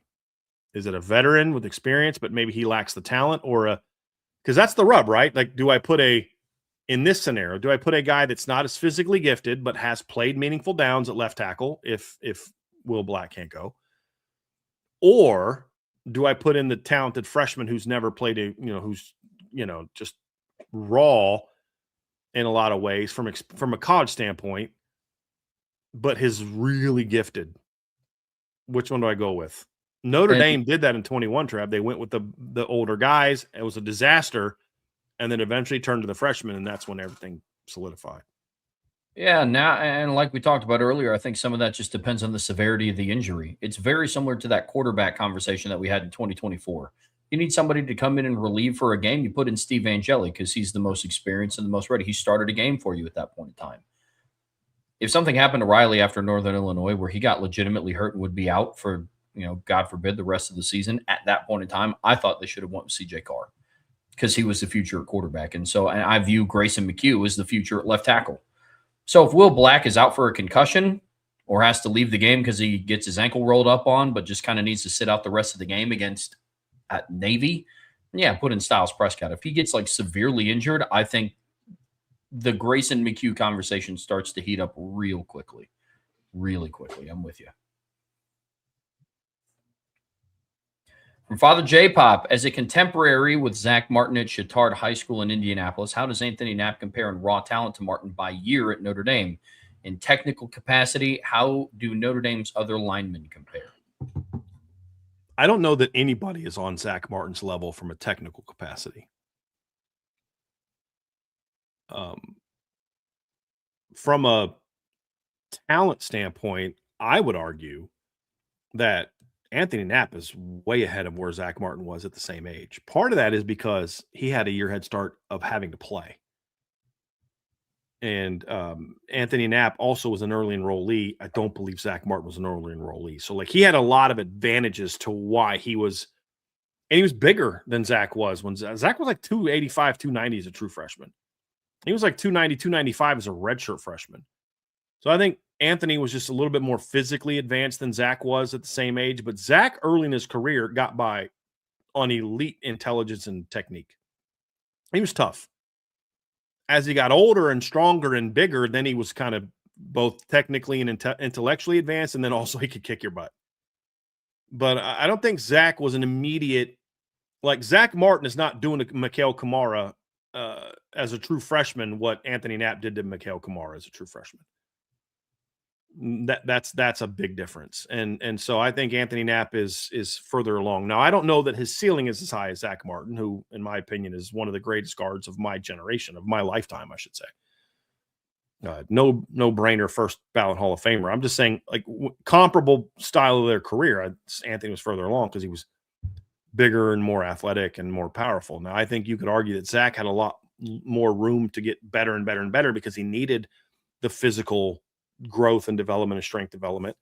Anthony also had basically a year and a half head start on Zach. Not only did he have the extra years of starter, but he was also an early enrollee, which I don't believe Zach was. They were only bringing in 3 to 5 early enrollees at a time back then. Yeah, I mean, Zach came in 09. They didn't start letting early enrollees come to Notre Dame until 06 in the James Aldridge class. That was still pretty much a new thing. So I think all those things factored into why Zach was not as far along as Anthony was physically. But Zach was a technical dynamo the minute he stepped into the lineup. and he became great once the physical part caught up to the technical part and the intelligence part. It's a great question. Yeah, I don't know that anyone is. I think Anthony Knapp is the closest to Zach Martin in style of play and talent and body type and all those type of things. I think that's a very fair. Like, it's not fair to compare anyone to Zach Martin, one of the greats to ever do it. But if you're gonna make a comp to Zach Martin from someone on the roster, Anthony Knapp is without a doubt the most obvious player that you would consider comping to Zach Martin. From Michael Parks, does Sullivan Absher have that Coogan mindset? Yeah. You hear a lot of things about how Sully is, as a leader of the group when he's out there, how communicative he is, the mindset he has. Yeah, I think if he wins a starting job, that's a big F because there's a lot of talent. But if Sullivan Garvin's ever starting at Notre Dame, I think there's also a pretty good chance he'll be a captain. Like, that wouldn't shock me at all. All right, I want to get some that we haven't got to here. Here's Tom Redinger. With 10 to 11 offensive linemen coming this year and last year combined, obviously can change with transfers. Are we looking at 3 for next year? How is the offensive line class overall for 2028 based on initial impressions? Massive. I mean, and I mean that literally, not like, okay, there's a lot of players. I mean, it is a freaking massive offensive line. There's a kid that they offered in the 28 class. Have you seen that kid, big kid from, I think he's from California, Lincoln Fa'alafi? He's like 6'8", 340. Good. He's like standing next to like other Notre Dame people, and he like dwarfs them. It's like, oh my gosh. Like, and that's a 28 kid. That's a rising junior. Very talented player. There's another young man that Notre Dame is recruiting in that class that is also going to be a big old mauler type of kid. Young man named Wyatt Van Boning from Illinois, 6'7", 285, but he's that country boy 6'7", 285. You know what I mean, Trev? Like that. I don't know if he did. I have no clue what his background is. But if you told me that boy grew up on a farm, I'd be like, oh yeah, okay. Like, again, I don't know if he did or didn't. No clue. I'm just saying like, oh yeah, that tracks. That's how, he's probably like, that you meet those. You recruit in D3 level, right? You meet those farm boys, and they're just big old kids, and they got super calloused hands. You know what I mean? Just because like they know what it means to put in a day's work. They're up with dad at 4:00 in the morning, getting ready to tend to the farm. You know what I'm saying? I don't know if he's that kind of kid, but he looks like it. Just built like that stereotypical kid. Riley Mills wasn't a farm boy, but he looked like one. You know what I mean? Like, that's what I'm saying. But like there's some big kids, Trevor. I mean, there's Ma'a Tanada, 6'5", 290-pound kid from Utah. Austin Atala is a 6'7", 290-pound kid from California. They've offered Ben Coleman, who as a sophomore is a 6'5", 285-pound kid. It's a bit. Joseph Friedrich is 6'7", 260, long, great frame. It's early yet, but so far it looks like a good class. I don't know if it's a great class. I have to learn more about it, but it's big. It's a group like tall, big, physical kids. I think it's a class where 3 is the goal, is the target number. But it's also going to be one where if you got 3, but there's a stud out there that still likes you, you flip and take them. Like, it's what you do because you're going to lose some guys. Yep, good question. From Archer 452, our resident Ohio State fan, when recruiting offensive linemen, or when recruiting the offensive line, what percentage of guys do you want to be pure for one position versus a percentage of swing guys? So there's really only one position that I care about a guy being a pure something, and that is I need someone that is a pure left tackle.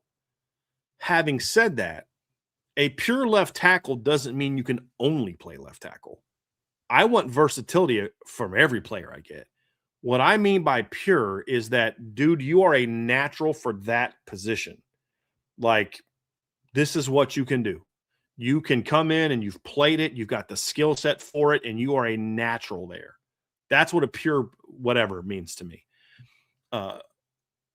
You can't be a pure center unless you're playing it in high school, right? Like, but I'm a big fan of, and this is how, and I'm a big fan of it partly because I watched Harry Heastand do it and saw how effective it was, which is he recruited mostly tackles, not all, but mostly tackles, and then moved him in. Even Sam Mustipher started at left tackle in high school. And it was very obvious Sam was going to move inside and play guard or center, but like he was a tackle. But I wouldn't have called Sam a pure tackle coming out of high school. He wasn't a pure tackle.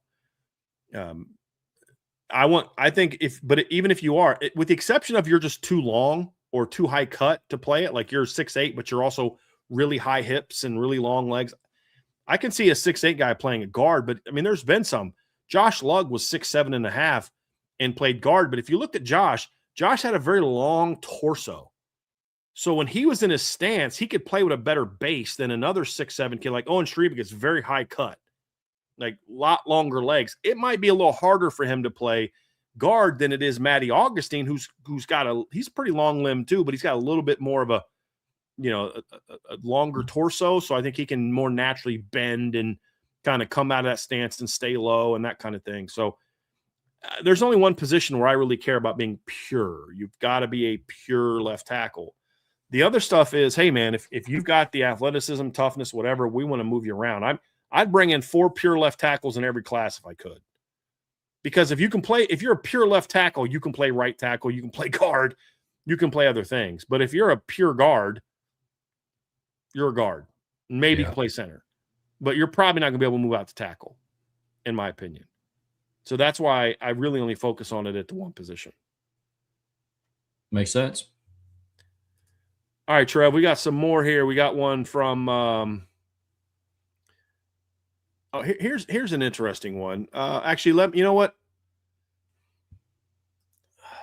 Here, this is a good one. Because at first I thought he was talking about the linemen. And we're going to have to project him over the last 15 years of O-linemen. But I read it wrong, and he's actually talking about O-lines, period. So this is actually a really good question. And this goes back to kind of the first part of the show. So it's a good one from Salty. If the current offensive line projected starters perform at their ceilings, how would you rate it amongst those of the last 15 years? This is a great question. I think if this offensive line performs to its full potential this season, it can match the 2015 offensive line and be slightly below the 2017 offensive line. I don't know that this line can be 2017. I think maybe next year, if Gerby comes back, if Will Black comes back, if Anthony Knapp comes back. The reason why I compare it to 15 and 17 is because they don't have a 2017 version of Quentin Nelson on the roster. 2015 Quentin Nelson, I think they have some of that. Gerby can be that. Like Ronnie Stanley, like Gerby can be a Ronnie Stanley. I think Anthony Knapp can be a 2015 version of Quentin Nelson. I think Will Black can be 2015 Mike McGlinchey. I mean? Like there's comparable skill sets, and I just think they can play at that level. Really big-time pass blockers, pretty darn good run blockers as well. This line might be a little bit more physical in the run game maybe than that line was if everybody's healthy. But if you compare this line to the 2015 line, I mean, you're matching up pretty well if it reaches its full potential, right? Like, and when I think of ceilings, I don't mean, okay, Will Black plays at the 4th year version of himself ceiling. I mean ceilings of what they're capable of this season. I think it can be that. I don't think it can be as good as the 2017 line. I just think that line was on a different level. And a big reason they were on that level is because you were a 5th year version of Mike McGlinchey, right, and 4th year version of Quentin Nelson, compared to 3 and 2 in 2015. Now, if these guys all stick together, and let's say for some reason they all are back in 2028, 2027, then sure, I think like if this line stays healthy and everybody comes back next year except for Ashton Craig, then maybe next year we're having a different conversation. Because now we're talking about senior version of, redshirt junior version of Gerby Lambert, senior version of Anthony Knapp, redshirt sophomore equal junior year of Will Black, 5th year version of Sullivan Absher, and then senior version of Joe Otting. That's a different conversation for me than this year, because they'll be older, bigger, and now Gerby may be more poised to be not a Quentin Nelson, but like the difference there would be maybe you're not as good at number 1, but your number 2 is as good as McGlinchey, and maybe you're in a situation where I struggle to say this because, maybe Black is now better than what Alex Bars was in 2017, and maybe Absher can be better than what Mustapher was. And maybe whoever your new starter is better than like a redshirt freshman version of Tommy Kramer and true freshman version of Robert Hainsey, right? So, you don't have a Quentin Nelson, but you're better everywhere else. This year, I don't know that they get to that level. Next year, I think that they can. Yeah, we see that the same. I think their ceiling, if they all play to that this year, they get to 2015. 17 is just the next level type of offensive line. Yeah. Now, I do think this line could potentially be slightly better than that line was, maybe even better, just purely better in pass pro. Sure. But the gap between them as run blockers and them as pass blockers is greater with the 2017 offensive line. That was just an unreal blocking unit. But I do think there's a chance. There's a world in which this unit's better in pass pro than what that unit was. Sure. I will say that. I will definitely say that. All right, let's get just a couple more and we'll get out of here, Trev. This is the good one from Ballon Trenches. What makes a person better at guard versus center? It really just comes down to who's comfortable snapping and stepping. It really – some guys are equally athletic, but, there's things that I can do.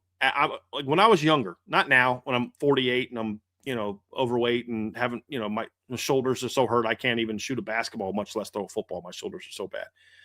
But let's go back to when I was an athlete. I played college football, really good high school football player, set my school record in strikeouts and broke it 5 times, right? Set school record in touchdowns in a game. I was very athletic.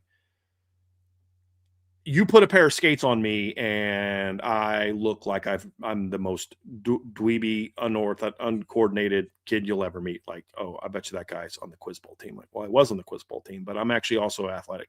Not when I put skates on. Even like I could go around a circle on roller skates as a kid, but I wasn't like turning around and, jiving like they did back in the 80s. No, if I did that, crash. I'm like, okay, stay on track. You know what I mean? Like, just get by. Don't fall, embarrass yourself in front of girls. That was my goal when I was on roller skates as a kid. Don't embarrass yourself in front of the girls. There was no cool turning around, jive, none of that. Nope. It was don't hurt yourself. And when I moved to Virginia, I went and my cousin they were playing street hockey and they all had rollerblades on. And I put them on, and I was like, after 10 minutes, I fell about 8 times. I was like, I took them off. I played the rest of the time in sneakers. So, there's just certain things, even if you're athletic, you're just, for whatever reason, you're not coordinated enough to do that. I'm not super coordinated with my left hand. So, I would have, because I'm right, I would have struggled to play left-handed if I was a bigger player to play the offensive line. Some guys can do it. You know what I mean? So, it just because you're athletic or not athletic doesn't mean you can or can't do certain things. Some guys just have a natural tendency for that. So it really comes down to that. And then, of course, there's a level of you want the higher football IQ guy at center. So, if whatever you think of Cam Herron as a player, Sullivan Garvin as a player, Joe Otting, what you can determine is that the Notre Dame staff views them all as high football IQ guys. Yeah.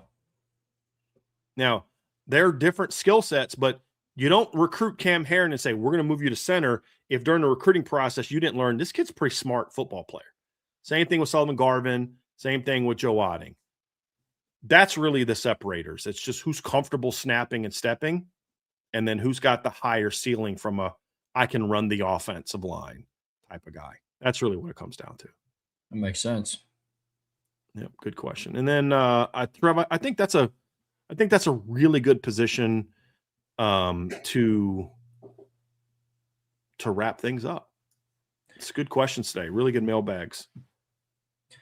Well, folks, that's going to do it for us here today on the Irish Breakdown Podcast, brought to you by our friends over at FanDuel. Now, if you haven't had enough IB content, which I know you guys haven't, the guys are going live tonight on IB Nation Sports Beat at 5:05 p.m., so a little bit under an hour, talking about Notre Dame and USC reigniting the negotiation talk. So I know I saw a question earlier, not a mailbag question, but saw one of those come in earlier. Tune into tonight's show. They're going to start covering that.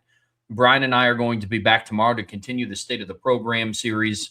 On your way out of this show, be sure to hit that like, hit that subscribe, hit that notification bell. Be sure to share this podcast with your friends, family, anybody that you know loves Notre Dame and college football as much as you do. But as always, the best way to support what we do here is subscribe to the premium message boards at boards.irishbreakdown.com. So until tomorrow, that is Brian. I'm Trevor. We'll see you back here very soon on the Irish Breakdown Podcast.